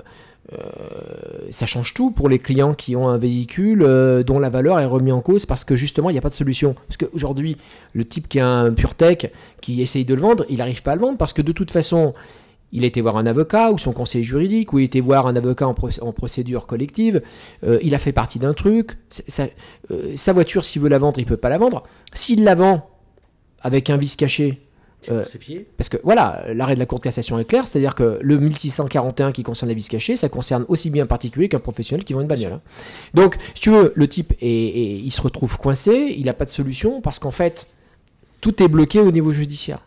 Et je pense que c'est là qu'il faut donner un nouvel élan en réalité. Et je pense que la technique tenaille à 360, elle est bonne. C'est-à-dire, arriver à démonter ce moteur et voir ce qu'il en est avec l'apport de pièces adaptables. Mais franchement, dans l'intérêt d'abord des particuliers, mais aussi dans l'intérêt de Stellantis. Je m'en fous de Stellantis. Mais je m'en fous de Stellantis. Bien. Moi, je m'en fous de Stellantis. Non, mais je te le dis, moi, je te le dis honnêtement. Moi, me parle pas de Stellantis, ça me dérange psychologiquement. Je sais. Donc, après, parallèlement, c'est institutionnellement faire une démarche auprès de Signal Conso. Signal Conso, c'est la plateforme parisienne. Ça, c'est le plus important pour moi. Voilà. Et si Signal Conso répond pas correctement, se déplacer dans sa DGCCRF locale, mais à chaque fois chronologiquement listé. C'est-à-dire, j'ai envoyé tel jour à Signal Conso cette demande, j'ai envoyé tout ça, toutes ces pièces, c'est-à-dire bien les garder. Comme le couple que tu as pris à témoin dans une de tes vidéos, où ils avaient un dossier qui était épais. Ça, c'est top. Mm-hmm. Ça, c'est top. Donc, ils m'ont écrit hier soir, et ça m'a fait rigoler, il y a un truc qui est marrant. donc, si tu veux lister tout ça, si la DGCCRF, à travers Signal Conso, répond pas favorablement parce que le client peut pressentir qu'il y a eu un arrangement. Quand il y a un arrangement, c'est que le concessionnaire a pris des engagements vis-à-vis de Signal Conso, mais ça se trouve, est-ce qu'il les tient? Si tu reviens pas vers eux, tu peux pas savoir s'il les tient. Tu vois, c'est facile pour un concessionnaire. Bah voilà, j'ai résolu le problème, etc. Ben non, tu reviens. Comme Stellantis. Avec Attention. les chaînes de distribution. Oui, non mais. Les chaînes d'Abracam. Oui, non mais dans Signal Conso, dans Signal Conso, tu as une messagerie sécurisée qui est ouverte. C'est-à-dire concrètement, quand tu as envoyé ton message, ton concessionnaire là, il va devoir te faire une réponse. Toi, tu dois devoir classer ou pas l'affaire. Tu vas devoir répondre à nouveau. Si tu sens que les échanges ils sont stériles et qu'ils servent à rien et que une perte de temps. Et que c'est une perte de temps parce que le concessionnaire est suffisamment habile pour aller positionner la virgule à cet endroit, le point à cet endroit, le point d'exclamation à cet endroit-là, tu te déplaces à la DGCCRF locale et tu dis attendez, je sais que vous n'êtes pas au courant parce que c'est la plateforme qui gère. En revanche, mon dossier il est comme ça. Parallèlement à ça, ce qui est intéressant pour ce process-là, c'est d'accompagner ce process toujours en tenaille, c'est-à-dire il t'envoie l'intégralité des signalements, tu les stocks. Quand on a suffisamment, c'est le BOC, mais pas que le BOC, parce que le BOC pourrait jeter à la poubelle. C'est le BOC plus la Commission européenne. C'est-à-dire aller dans l'institutionnel pour aller solliciter tout le monde. Même Trump, je vais lui envoyer. Non, pas Trump. Toi, tu fais de la politique. Non, mais ce que je veux dire, c'est qu'il y a un moment, il faut. Alors, moi, j'avais pas la solution. Et tu m'as aidé. Il y a une solution avouable où il y a moindre frais pour les gens. C'est ça qui est important aussi. Il y a moindre frais pour vous, comme pour moi, et on peut se débrouiller tout seul, peut-être même mieux qu'un avocat.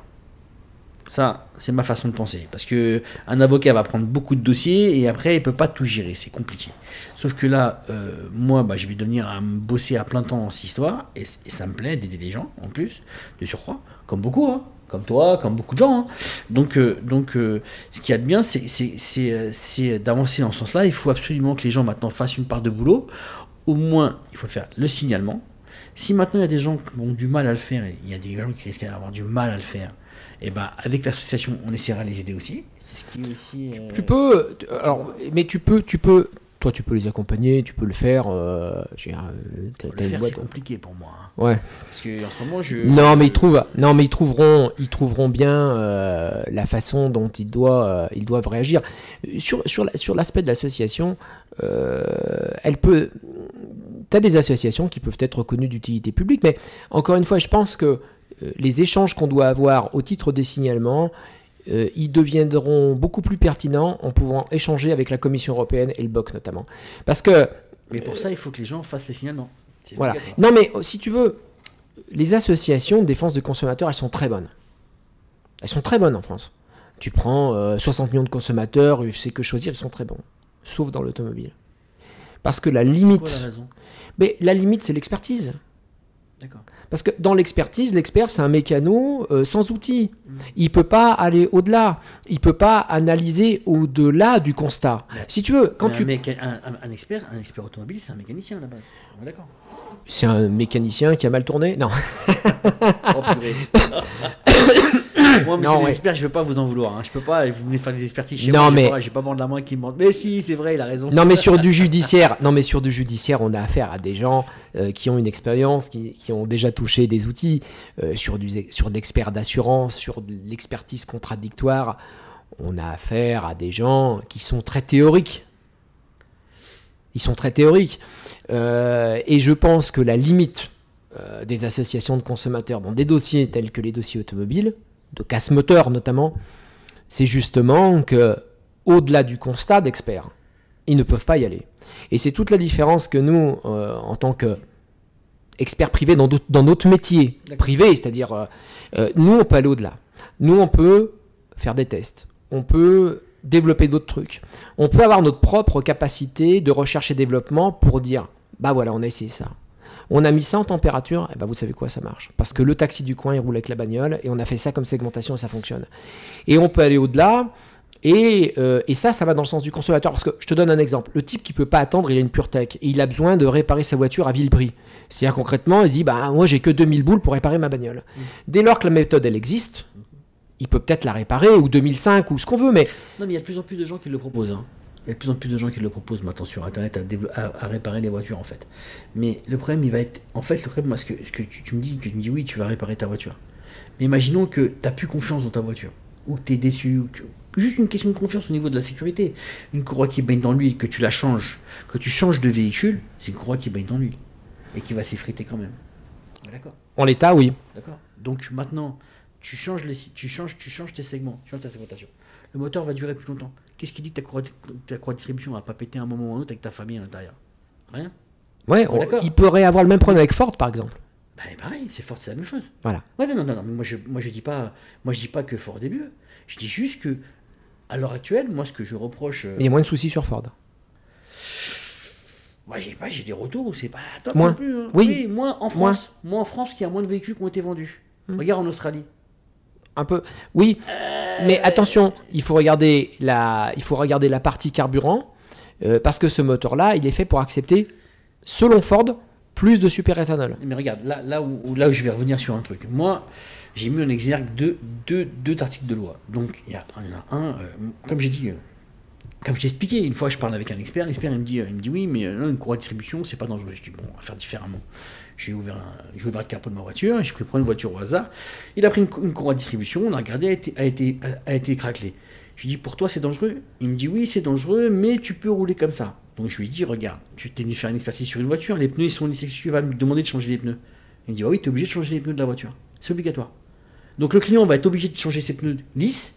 Par contre, une courroie de distribution qui est craquelée, qui peut péter à tout moment à 130 km/h sur l'autoroute, c'est pas dangereux pour lui. Et après, quand il a réfléchi, il m'a dit oui, c'est vrai que logiquement, il devrait y avoir un rappel pour changer ce système-là pour la courroie de distribution. Elle est dangereuse. Mais tu sais, je vais te dire quelque chose. On imagine une scène. Quelqu'un qui va en concession, il fait sa révision dans le réseau, et puis il fait sa révision à 120 000 km sur son diesel, son Blue HDI.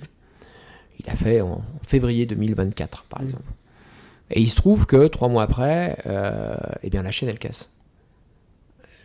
Et honnêtement, la responsabilité de celui qui a fait la révision, elle est en cause. Ah, bien sûr. Parce que on parle d'un problème connu. Il aurait dû regarder la chaîne et ça pourrait lui être opposable. D'autant si c'est un accident qui pourrait occasionner un recours de la gendarmerie avec des éventuelles suites pénales, par exemple, si c'est un accident qui est grave, etc., qui est corporel. Et je vais te dire un truc, c'est que même les concessionnaires, ils jouent avec le feu. Et donc il y a intérêt effectivement à suivre le constructeur. Qui joue avec le voilà. feu. Mais dans le cadre de l'entretien du véhicule. Non mais même de vendre les véhicules. Je suis désolé de te dire ça. Il y a l'article 223-1 de code de procédure pénale, il te le dit noir sur blanc. Ils sont pénalement responsables puisqu'ils vendent des véhicules et ils continuent à les vendre. Je suis désolé de le dire. Ils continuent à les vendre alors qu'il y a un risque grave d'accident mortel sur des véhicules. Le 1 litre de PureTech et le 1 litre 5 Blue HDI sont des véhicules dangereux. Je le répète, je le dis et je le confirme et je l'assume.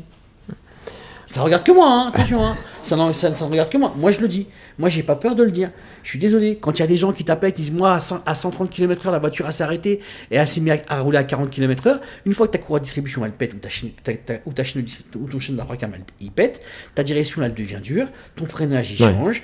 Tout est différent. Donc tu peux me dire ce que tu veux, à 130 ou à 110 km/h sous la pluie, tu vas pas te rabattre de la voie de gauche sur la voie de droite, avec un SMI qui est à côté à droite. Non, je suis pas d'accord. Donc voilà, moi je dis c'est dangereux. Voilà. Et à un moment, il faut juste dire les choses. C'est pas que le côté pécunier, on parle d'un côté dangereux. Quand il va y avoir un mort, les gens vont dire, on tapait des deux points sur la table, on en parlait. Comme quand moi j'ai ouvert la boîte de Pandore. Avant, pas beaucoup de monde parlait du 1.5 Blue HDI, maintenant tout le monde en parle. C'est vrai que Stellantis est quand même en mauvaise posture avec ces moteurs-là. Ah bah, pas qu'un peu. Hein. Pas qu'un peu. Moi, je comprends même pas qu'on n'ait pas parlé avant. Alors que du côté Stellantis Fiat, les moteurs sont fiables. Hein. Moi, je connais bien le 1200, l'ancienne essence, sur les 4500, et le nouveau hybride. C'est des bons moulins. Hein. Ouais, sauf que les boîtes de vitesse, c'est de la merde. Ouais, les boîtes de vitesse automatiques. T'as vu Ah, moi je peux te donner des réponses sur toutes les voitures. Ouais. Non, mais le moteur, franchement, le 1,2 litre 8 soupapes, il est incroyable. L'hybride, il est très bien. Côté Fiat, ils font des moteurs, franchement. Et Fiat, c'est Stellantis. Mais côté Peugeot, il y a un vrai souci. Il y a un vrai souci. Mais il n'y a pas que côté, il y a même les nouvelles Fiat. Enfin, Peugeot, Citroën ou Opel, dès lors qu'on a le PureTech. Opel, on n'en parle même pas, mais c'est pas que le PureTech, c'est le 1.5 Blue HD aussi. Tu sais, moi j'ai toujours dit, le 1,2 litre, c'est l'arbre qui cache la forêt.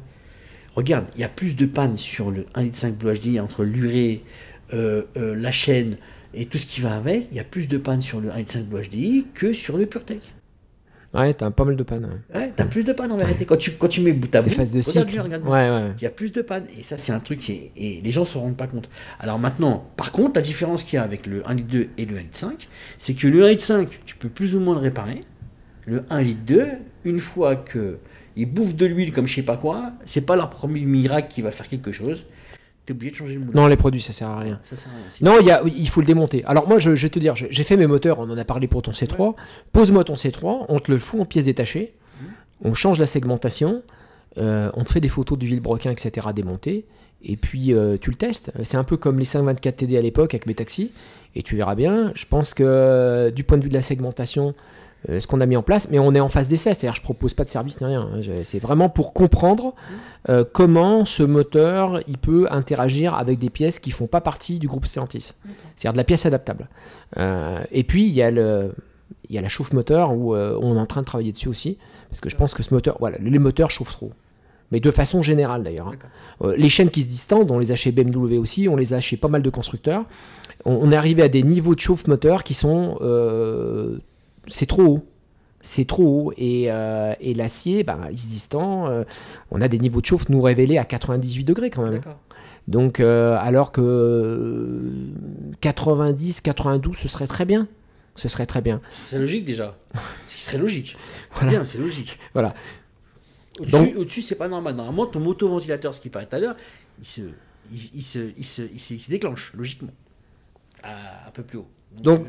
Donc voilà pour ces échanges. Je te remercie d'être venu. Chaud et froid, tu vois. Je suis plus condensé. Hein. Ouais, toi t'es plus condensé, moi je suis pas condensé. Moi je vis la souffrance des gens. Je vis ma souffrance à moi, mais hormis ma souffrance à moi, je vis la souffrance des gens. C'est-à-dire que, c'est chronophage, d'écouter les gens, c'est chronophage pour moi. Et puis ça me bouffe parce que j'ai un cœur, donc je me dis merde, ça me fait chier, ça m'ennuie. Excusez-moi d'être vulgaire, mais ça m'ennuie vraiment. Il y a des histoires, moi. Là, on parle de David et Patricia. Ils m'ont appelé hier soir. Donc, je vais pas dire qu'est-ce qu'ils m'ont dit. Parce que c'est pas. Ça sera, je vous le dirai à la fin. Mais la concession, elle n'est pas très gentille quand même. Elle n'est pas très gentille ce qu'elle a fait. Donc voilà. Mais ça, vous verrez ça dans cette semaine, je vous en parlerai. Parce que j'ai rendez-vous dans la semaine avec la concession. C'est les clients qui récupèrent la voiture avec tout le moteur démonté sur. Ouais, mais c'est pas le seul. Hein. J'en ai un qui va m'envoyer des sur le siège arrière. Ouais, mais il y en a. Et après, tu sais très bien que ça arrive souvent. Et puis on peut dire ce qu'on veut, mais c'est la tête du client. Dans les concessions, ça arrive souvent, c'est la tête du client. Il suffit que tu fasses un peu de barouf, ils vont te prendre différemment. Si tu viens et que tu es gentil, mais faut être gentil d'ailleurs, faut pas faire de barouf, hein. Je suis pas là pour ça, au contraire. Hein. Non, pas du tout d'ailleurs, j'allais dire une bêtise là. Mais voilà, c'est la tête du client, c'est la tête du client.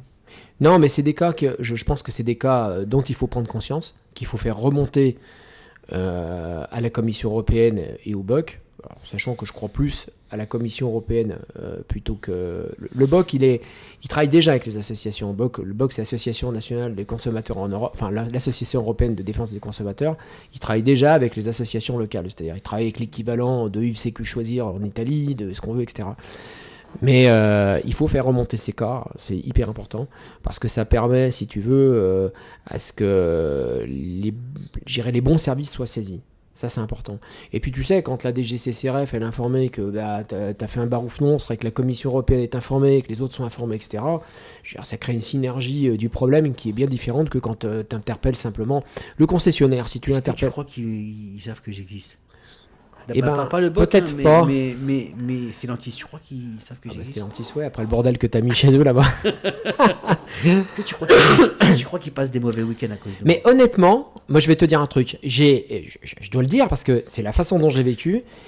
J'ai rien vu en tout cas de discriminant dans ce que tu as fait à leur égard. Mais rien du tout. non, parce que moi, voilà, parce que ça pourrait être interprété de diverses manières. Et je me suis dit, tiens, c'est quelqu'un qui leur fait prendre conscience. Ils le savent peut-être même pas. C'est-à-dire que... Non, c'est pas possible qu'ils ne le savent pas. Ils ne peuvent pas savoir que les gens ne sont pas contents. C'est pas possible. Non, mais le mec, alors attention, je vais te dire, moi pas chez eux. Moi j'ai vécu ça chez un autre constructeur automobile qui n'est pas français. Des noms. Non. Des noms. T'as le service marketing, d'accord, et t'as le service R&D. Et puis à un moment donné, t'as le service sinistre. Et puis t'as ces trois services qui communiquent ensemble. Et puis à un moment donné, t'as une patate. Et le service marketing dit, j'en fais quoi de cette patate? Et puis tu as le service risque qui arrive et qui dit non mais le mec est fou. Mais les moteurs, c'est des gens, ils l'ont pas utilisé correctement. Le type au marketing, il croit son service. Il dit non, mais, il exagère. Non mais c'est un hurluberlu, etc. Donc non, il faut bien comprendre que les compétences, je pense qu'il y a un problème. Mais nous, on le voit dans nos affaires. Quand on a besoin d'un bon mécano, moi j'ai un bon mécano, où je l'oblige à tout démonter. En pièces détachées. Mais il y a un problème de compétence. Je te donne un exemple très probant. Ils auraient dû m'embaucher pour la com. Bien sûr. Je te donne un exemple très probant qu'on n'avait pas vu depuis longtemps. Pas vu depuis longtemps, je te parle depuis longtemps, c'est un problème qui était récurrent. Monter des plaquettes de frein à l'envers et, si tu veux, oublier de serrer des roues, c'est des sujets des années 60, tu vois. Non, ça arrive souvent. Voilà. Depuis que les vendeurs d'outils ont mis à disposition les clés à choc à batterie. À batterie. Pétard ou choc, comme une perceuse. À batterie. Hein. Ouais. On s'est jamais retrouvé avec autant de bagnoles, avec des roues qui partent toutes seules. C'est hyper dangereux. Ça peut être aussi... Alors je vais défendre un peu aussi. C'est que souvent, les mécanos demandent à des gamins qui sont en CAP de mettre le goujon, enfin le boulon dans le goujon et enfin de le serrer avec la clé à choc.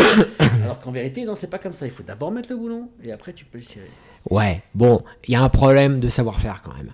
Parce que, moi je suis désolé, moi je fais partie d'une génération où les courants anti-vol ont été au sens opposé de la valve, on serrait les roues avec la clé dynamométrique, même si c'était des gens de tôle. Il y a des compétences et des savoir-faire qui, dans l'automobile, ont été perdus. Parce que les gens, ils veulent pas travailler. Non, mais t'as le mec, il a son portable à la main, il a approché tous ses boulons de la bagnole comme ça. Moi, j'interroge mes clients, ceux qui perdent des roues, ils vont à droite, à gauche pour aller se faire les clients hors département, ceux qui viennent pas chez nous. Et ils approchent les boulons à la main, et puis ils se retrouvent, si tu veux, à aller remettre des coups de clé à choc. Il oublie la clé à choc, la roue, elle part. Et je te donne un exemple. J'ai même pas confiance aux constructeurs. Et sans vouloir me nommer de marque, hein. Nous, on vend des voitures neuves sous mandat. Ah, mais tu nommes jamais de marque. Non, mais... Nous, tu nommes des marques, mais c'est pour leur faire du bien. Bon. Nous, on vend... J'ai compris. Nous, on vend des voitures neuves sous mandat. D'accord. Des voitures neuves sous mandat. Hein. De quelle marque? Toutes marques. Quand les voitures arrivent, on fait un niveau d'huile, niveau d'eau, et on contrôle les roues. Mais c'est une obligation qu'a le vendeur avant la mise en main. On a une croix en bas, il contrôle toutes les roues de nos clients. C'est une obligation que je leur impose. Des roues desserrées, on n'en a jamais trouvé sur les voitures neuves. En revanche, des niveaux d'huile en dessous du Mini... Ah, il y en a beaucoup. Il y en a un paquet. Ouais, nous on le fait aussi. Il y en a un paquet sur les bagnoles neuves. Il y en a un paquet. Ouais. Et franchement, c'est hyper dangereux. On pourrait se dire, bah tiens, en plus, nous, on s'adresse aux concessionnaires à l'étranger. C'est-à-dire que le mec, il a fait sa mise en main pour notre client déjà, tu vois. On va chercher la voiture, on la monte sur le camion et on se rend compte que le niveau d'huile, il est à mini. Tu vois, on se dit, putain, le mec, il a oublié de faire son niveau d'huile, quoi, tu vois. Et puis il te facture ça quand tu fais là. Quand tu vas récupérer ta voiture et qu'il te facture 400 € pour faire ta mise en route, il te le facture quand Mais même c'est ça. incroyable. Faut le dire quand même. Donc, pour en revenir au constructeur, si tu veux, je voudrais pas que ce soit... Je pense qu'il n'y a pas de volonté. En tout cas, moi, je suis rassuré à l'idée qu'Elkann ait pris les clés de la maison. On en reparle dans 6 mois. Moi, je pense que de toute façon, il va devoir se saisir du problème. Moi, j'ai confiance en la famille Agnelli. Je pense que c'est des gens qui ont fait du bon business. Toi, tu veux des voitures, toi. Non. Oh, tu veux des Fiat. Non. Moi, j'en vends des Fiat. Non, mais je veux dire, on a connu Peugeot avant le moteur PureTech, avant le couvre. Une connerie de recherche et développement. Le couvre-culasse sur une Peugeot. Pourquoi on va en été foutre un couvre-culasse qui arrête pas de fuir, par exemple, sur les Peugeot? Ça, c'est un problème de constructeur automobile. C'est un problème, si tu veux, de recherche et développement à un moment donné. Donc, on a connu nos Peugeot d'avant. On doit avoir le souvenir que la 205 GTI, c'était bien. Il y a eu plein de bagnoles diesel qui étaient bien, etc. Moi, plus jamais. Je serai plus jamais. Ouais, je sais bien. Mais il y a une idée de ce qu'on se faisait des marques avant. Il y a eu la phase Tavares, la phase européenne aussi, hein, parce que nos PMI, PME, elles ont aussi, il y en a certaines qui ont disparu, parce qu'à un moment donné, les constructeurs ont décidé d'aller à moindre coût à l'étranger, en Chine, etc., et avoir des pièces qui tenaient pas la route. Hein. Bien sûr. Donc, laissons-leur leur chance. Développons, à mon avis, par contre, je pense que les signalements, c'est ce qui est le plus important. Et pour les raisons que j'ai évoquées, c'est-à-dire donner un numéro de série à Signal Conso et à la DGCCRF, c'est autoriser donc ces institutions à solliciter le constructeur et dire attendez, là vous avez aussi ce numéro de série, est-ce que vous pouvez regarder si celui-ci, numéro de série, n'est pas concerné? Et c'est au départ d'un numéro de série, peut-être 10 ou 20 ou 30 ou 50 ou 100 bagnoles qui pourraient être concernées. Et je pense que ça aide d'abord ceux qui te suivent, puisque c'est l'intention... Ceux que je suis. Et ceux que tu suis. Et c'est l'intention première, c'est d'aider tous les clients. La veuve et l'orphelin. Voilà. Non, mais de les aider parce qu'ils ont besoin, ils sont vraiment dans la merde et ils se rendent compte que ils ont que des portes fermées.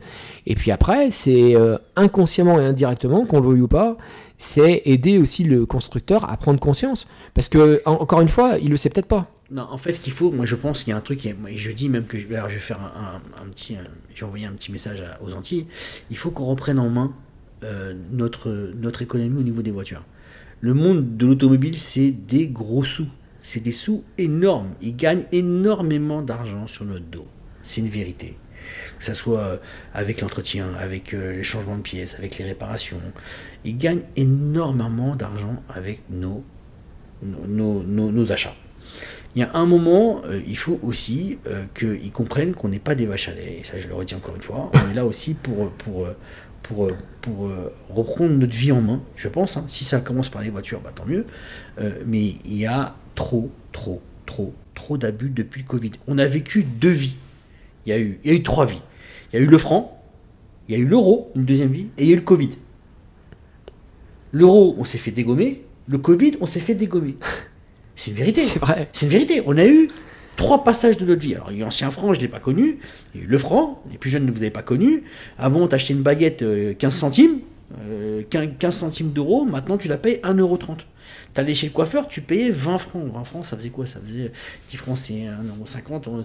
C'était 3 €. Maintenant, à notre époque, tu avais 100 francs, 15 €. Tu étais le roi du monde. Maintenant, tu es pauvre. Donc, et après le Covid, on s'est fait dégommer. Oui, mais tu sais ce que répondent les constructeurs à ça. Le constructeur te répond qu'avec l'arrivée des nouvelles normes, il a dû adapter ses véhicules pour plus de sécurité et tout, etc., ce qui n'est pas faux. D'accord. Mais ça vaut combien? Alors, moi je pense que quand... Alors, et puis il y a un autre souci, c'est que... Combien ça vaut une voiture finie? Non, mais... Sortie d'usine. Moi j'avais des prix. Non, pas toi. À combien ça leur revient? Alors, moi, prix de revient, voiture, tu prends une 3 minutes, combien ça leur revient? Sortie d'usine, combien ça leur revient? Coût de fabrication. Alors, je vais te parler d'un constructeur français qui n'est pas Peugeot, où j'avais eu des prix entre les mains sur du Ludospace. C'est quoi ça, Ludospace? Ludospace, c'est le gabarit d'un partenaire. D'accord. D'accord. Ok. Et je te parle en euros. Le véhicule était vendu prix public dans les 18-20 000 euros et le prix de sortie d'usine était à 8 500 euros. T'imagines Après, c'est quoi? C'est le... Oui, mais, T'imagines la oui, mais marge attention, qu'il y a attention. Il faut produire. Non, Non, mais c'est La important. production, c'est l'usine. Après, il faut quoi? Il Non, faut non, mais l'emmener pour réduire les coûts, il faut produire. Et depuis Covid, Imagine la on n'a marge. pas produit. En revanche, non, mais ton raisonnement est vrai. Depuis Covid, il y a eu un problème. Depuis Covid, les constructeurs ont récupéré des aides avec des stop and go de l'État, Voilà. C'est des aides que nous payons, nous. des bonus pour des voitures électriques surdimensionnées, parce qu'on sait très bien que la voiture électrique, elle valait pas ce prix-là, qui leur a permis de gagner beaucoup d'argent. Et puis, on s'est retrouvé avec une hausse de prix qui n'a, sans commune mesure, rien à voir avec le courrier que m'a fait la Commission européenne sur l'étude d'impact par rapport aux augmentations de prix. Par contre, ce qu'il faut prendre conscience aussi, c'est que l'automobile, c'est aussi un besoin étatique dans tous les pays qui ont l'habitude de produire des bagnoles. Donc, il faut beaucoup produire pour arriver à diminuer le prix d'une voiture. Ça, c'est important. Et les constructeurs, depuis 2020, ils ont décidé de moins produire pour monter les prix, pour passer, donc, ce qu'on appelle d'une offre à la demande. Sauf que là, les gens vont plus acheter de voiture neuve. Tu verras ce que je te dis. Si le prix descend, oui, parce que le prix acceptable d'une petite voiture. Alors, pour en revenir à ce que je disais, en ce qui concerne, je dirais, la réponse des constructeurs. Les réponses des constructeurs, c'est de dire, voilà, la Fiat Ritmo, elle valait 65 000 francs, 10 000 euros. Une Fiat Ritmo, par exemple, ou une Peugeot 208 à l'époque, ça valait 70. Une Clio, ça valait 70 000 francs, une Clio neuve diesel. Sauf que dans les années 90, il n'y avait pas d'ABS. 70 000 francs, ça fait quoi en euros? Ça fait rien. Ça fait 70 000 francs. Ça fait un petit peu plus de 10 000 euros, léger. Vraiment léger. léger. Mais il n'y avait pas d'ABS, il n'y avait rien. Et il y avait un niveau de production qui était relativement faible par rapport à ce qu'on est arrivé à produire dans les années 2010. Tu veux. Donc, ils vont te dire, bah voilà, nous on a rajouté quand même l'ESP, on a rajouté l'ABS, on a rajouté l'électronique comme ci, comme ça, etc. Bon, ok, c'est acceptable, ça fait monter le prix de la voiture. Après, il faut comprendre qu'une voiture neuve à 15 000 euros, c'est cadeau quand même, parce qu'une véranda de merde, ça vaut 15 000. Non, mais tout a augmenté. Non mais, Attends, c'est pas que la voiture, hein, c'est pas que l'automobile. Non, Le Covid, il a fait tout augmenter. ouais, Tout augmenter. non mais Même la baguette. Voilà. Non mais alors, par contre, ce qui serait pas normal, à partir de janvier, en janvier, il y a un problème. En janvier, il y a un problème, c'est la norme CAFE. Elle va obliger les constructeurs automobiles à moins produire des bagnoles polluantes, donc quasiment plus de thermique, pour privilégier l'électrique, mais personne ne veut rouler en électrique en réalité. Mais qui voudrait rouler en électrique? Donc les gens, ils vont acheter des véhicules d'occasion. Ils vont acheter des véhicules d'occasion, ils vont tomber en panne, ça va être la galère, etc. Et si tu veux, la norme CAF, l'idée du consommateur et le besoin du consommateur n'est pas pris en compte. S'il n'y avait que ça, la norme CAF passerait. Mais ce qui va faire que la norme CAF est remise en cause, et notamment à travers John Elkann qui a repris les mains du syndicat européen automobile, il est re-rentré dans le syndicat européen automobile puisque il avait été quitté par Carlos Tavares. Moi, Johnny, je suis parti à Rome là. J'aurais bien voulu qu'il m'appelle. Je lui avais laissé un petit message sur les réseaux. Il m'a pas appelé. Donc Johnny, je suis pas content. Ah tiens, j'ai une question pour toi après. Ouais. Et donc, si tu veux, la norme CAF, elle, je pense qu'elle va être abandonnée et que les constructeurs vont reproduire à nouveau. Et si le prix du véhicule neuf descend avec des voitures qui rentrent dans le cadre du besoin, un moratoire, c'est-à-dire dans le besoin populaire, c'est-à-dire la Twingo qui a 10 000 euros, La coccinelle. mais on fait plus de voitures 7 places, les familles elles font comment? Sans déconner. Une voiture 7 places ça vaut 50 000 euros, t'imagines? Le gars, il est obligé pour rouler en 7 places, il est obligé d'acheter une bagnole d'occasion. Avant 50 000 euros, tu roulais en Ferrari. Mais tu vois ce que je veux dire? Non, mais pas se parler quoi. Non mais ça va s'arrêter tout ça. Ça peut pas continuer, de toute façon ils vont reproduire. Que Dieu t'entende. Alors il y a eu, moi qui observe beaucoup les constructeurs et qui ai l'occasion de travailler en direct avec eux, il y a eu une phase dans les années 90-2000 et voire avant où le constructeur était très axé sur sa recherche et développement, il était très axé sur ce qu'il fabriquait. C'est-à-dire que ce qui était important, c'est fabriquer de la qualité, c'est de se concentrer sur ce qu'on fabriquait. Dans les années 90, oui. Il était moins axé sur la partie distribution, si tu veux.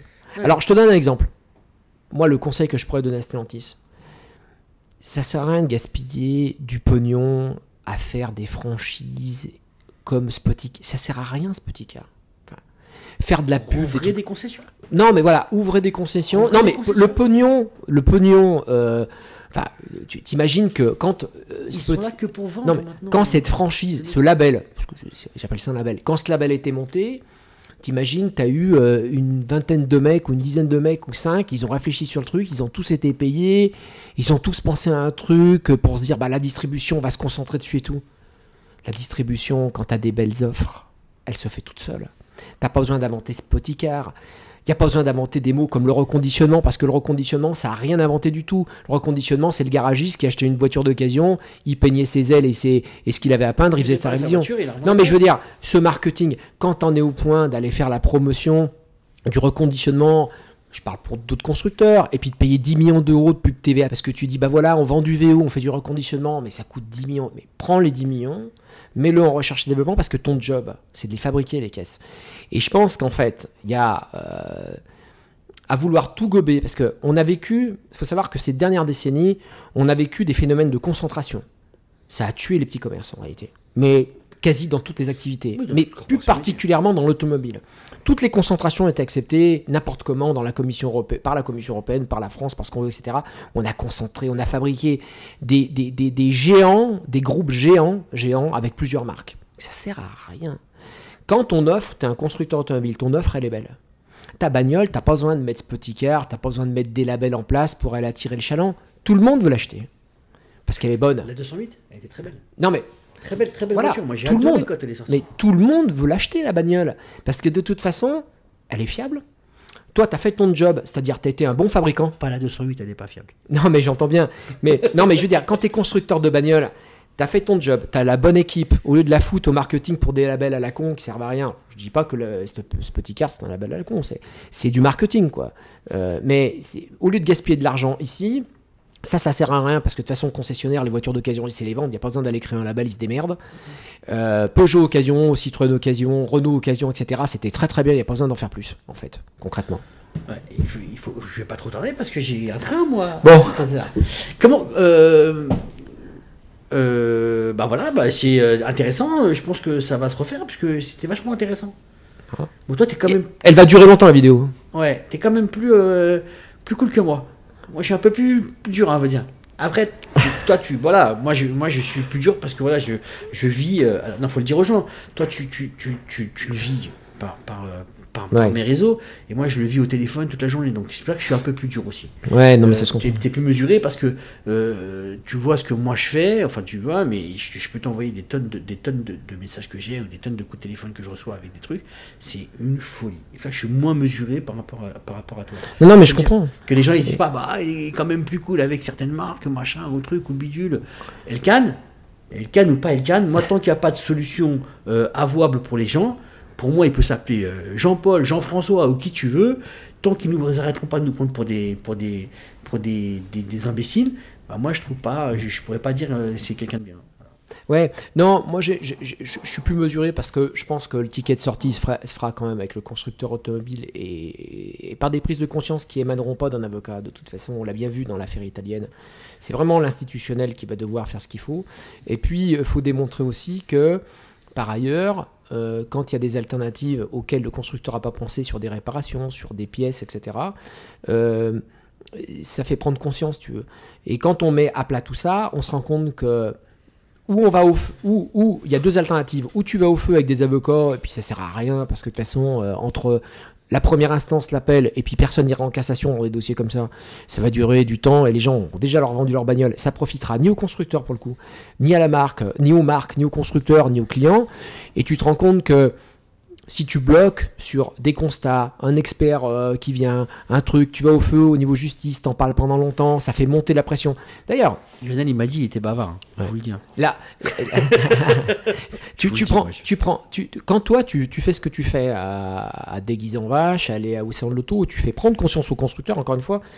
Moi, je l'ai pas vécu comme Il étant. n'a pas pris en conscience ce que je lui ai fait. Si. Je pense pas. Si. Non, parce Je pense que si. Non, parce que Si. regarde, quand tu vois qu'ils me font appeler par une personne qui me dit même pas quel poste t'as là et qui me prennent et que le lendemain ils me massacrent, c'est qu'ils ont pas pris conscience que ça allait aller loin. Parce que je pense qu'ils marchent sur des œufs, parce que tu as fait ce qu'il faut. Mais regarde, tu as des réponses qui sont très longues, dont on sait aujourd'hui quand elles sont menées par des cabinets, des choses comme ça. Elles sont très très longues, elles durent très longtemps.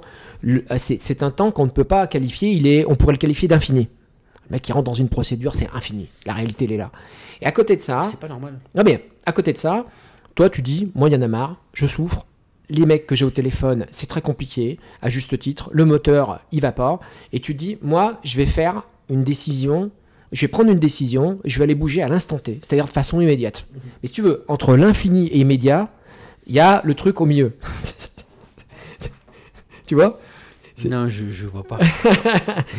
Et je pense, non, le truc, non mais moi je suis plus proche de ta démarche où je considère qu'elle est absolument pas discriminante, mais elle fait prendre conscience aux constructeurs qu'il y a des problèmes. De toute façon, tu as révélé des trucs qu'entre guillemets ils savent pas comment s'y prendre, mais ils le savent.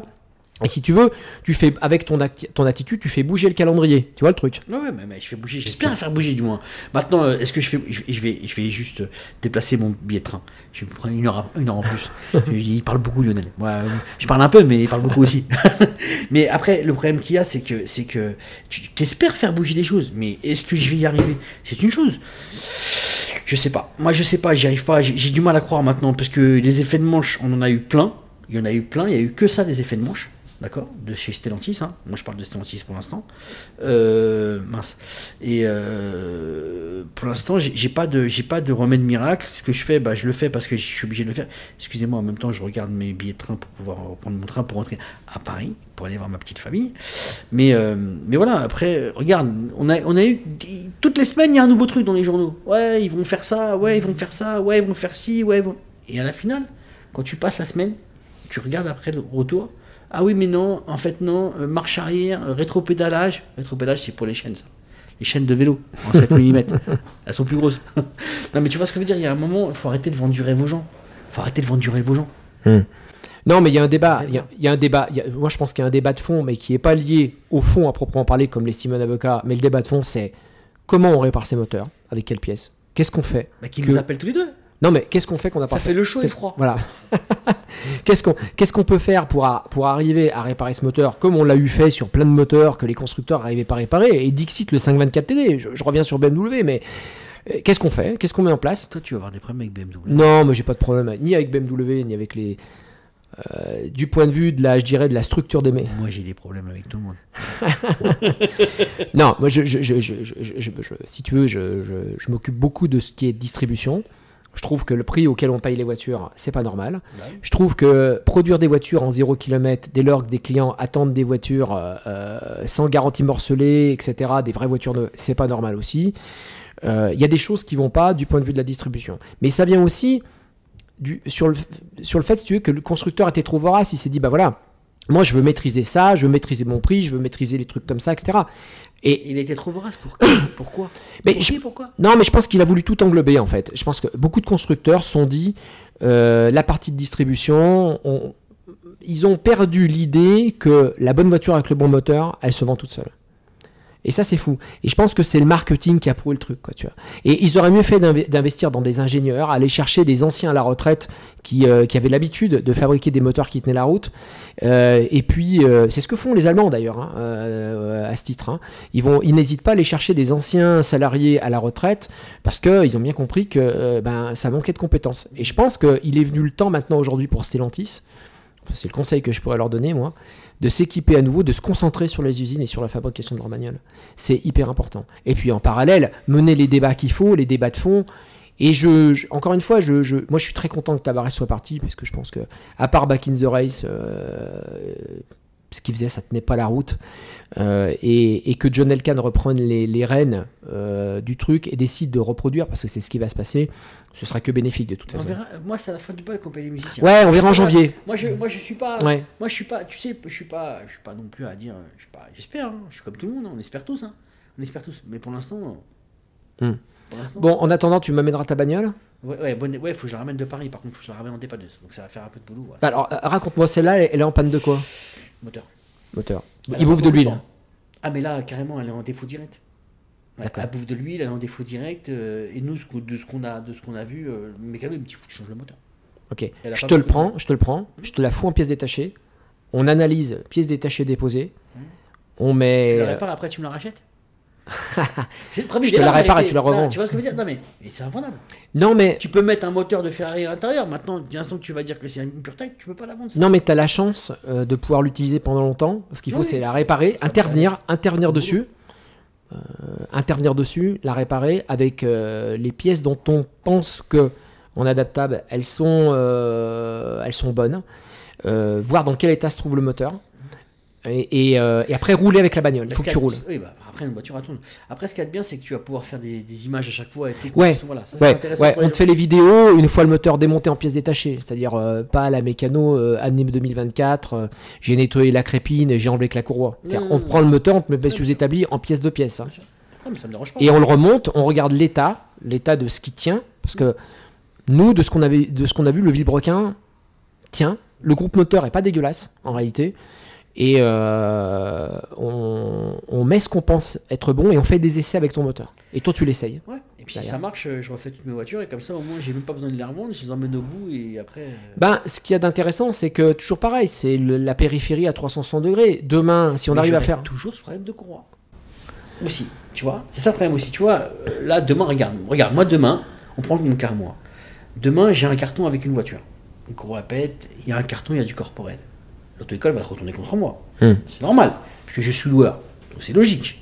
Moi, je vais me retourner contre mon leaser, qui va se retourner contre Stellantis. Et ça va prendre du temps, tout ça. Mais moi, écoute-moi bien, moi, j'ai une auto-école qui se retourne contre moi. Moi, je vais faire ma boîte. Hein. Ouais, d'accord. Ouais. C'est direct, il n'y a même pas ni comment ni pourquoi. Je vais me faire laver, nettoyer. Alors, bien sûr que je vais aller en justice, ça va prendre du temps. Je vais sûrement avoir gain de cause à la finale. Parce qu'on est au courant du problème qu'il y a. Mais ça reste quand même un problème. Tu vois. Alors que tu remettes ta voiture, tu viabilises le moteur. Oui, certes, mais il y a toujours ce problème de courroie de distribution.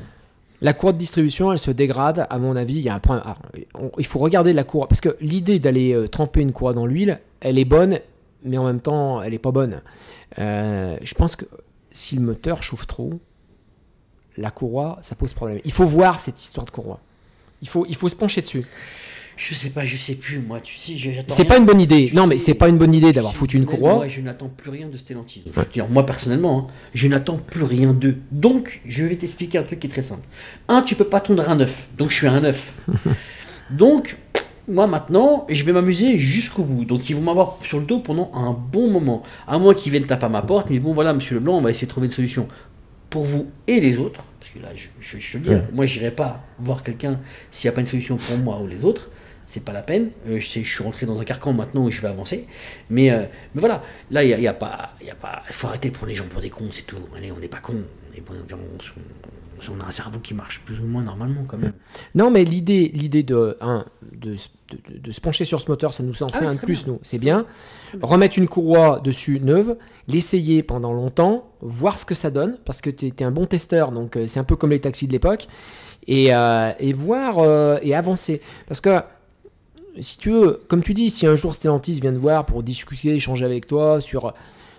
On peut apporter, tu peux apporter à travers cette réparation des billes en disant attendez, nous on a fait ça et finalement ça s'est avéré comme ça, etc. Et je pense que ça c'est important. C'est important de toute façon. T'imagines comment il serait désavoué? Ça serait horrible. Non, mais encore une fois, c'est une grosse machine. Donc oui, est-ce qu'il serait désavoué par nous? On aurait fait un job qu'eux n'ont pas fait. Tu sais, les préparateurs font toujours ça. Regarde, AMG a fait partie du constructeur automobile Mercedes alors que c'était un simple préparateur. Les préparateurs ont toujours amélioré. Là aujourd'hui, c'est quasiment de la préparation. On démonte, on regarde. Est-ce qu'on réalise? Non. Le problème, c'est que par exemple, si on se retrouve avec des pistons de piètre qualité, des pistons côte réparation, avant ça existait, on n'en trouve plus. On peut plus réaliser les groupes aujourd'hui. Mais toujours pareil, parce qu'il y a un problème de compétence en fait. C'est ça la difficulté, c'est qu'on pourrait réparer tous les moteurs du monde. Mais en réalité, la contrainte, c'est qu'on ne trouve plus les compétences pour pouvoir réparer derrière. C'est la consommation. Ouais, malheureusement. La consommation. Donc, on travaille un peu avec les moyens du bord. Heureusement, de ce que nous, on a démonté, les groupes moteurs tiennent encore la route. Le bloc en biellé, il tient encore la route. Les segments, on a constaté qu'il y avait des trucs qui n'allaient pas, ça c'est vrai, et que le moteur montait un peu trop en température. Donc c'est des choses qu'on a un peu corrigées en interne, à la sauce du préparateur, quoi, si tu veux. Voilà. Bon c'est bon à savoir. On va vous dire au revoir, je pense. Ouais. C'est fini. Je sais pas comment on va mettre pour ça, pour que je me mette sur des vidéos. Tu sais comment Elle est longue, elle est longue. Mais tu peux pas la mettre. Elle est longue. REM que tu vas Il va falloir faire 1, 2, 3, 4, 5, 6, 7, 8. Au moins. Tu te débrouilles, hein. Moi je te l'envoie après. Vas-y, nickel. Bon allez, merci Franck. Merci à toi, salut Lionel. Ciao. À bientôt.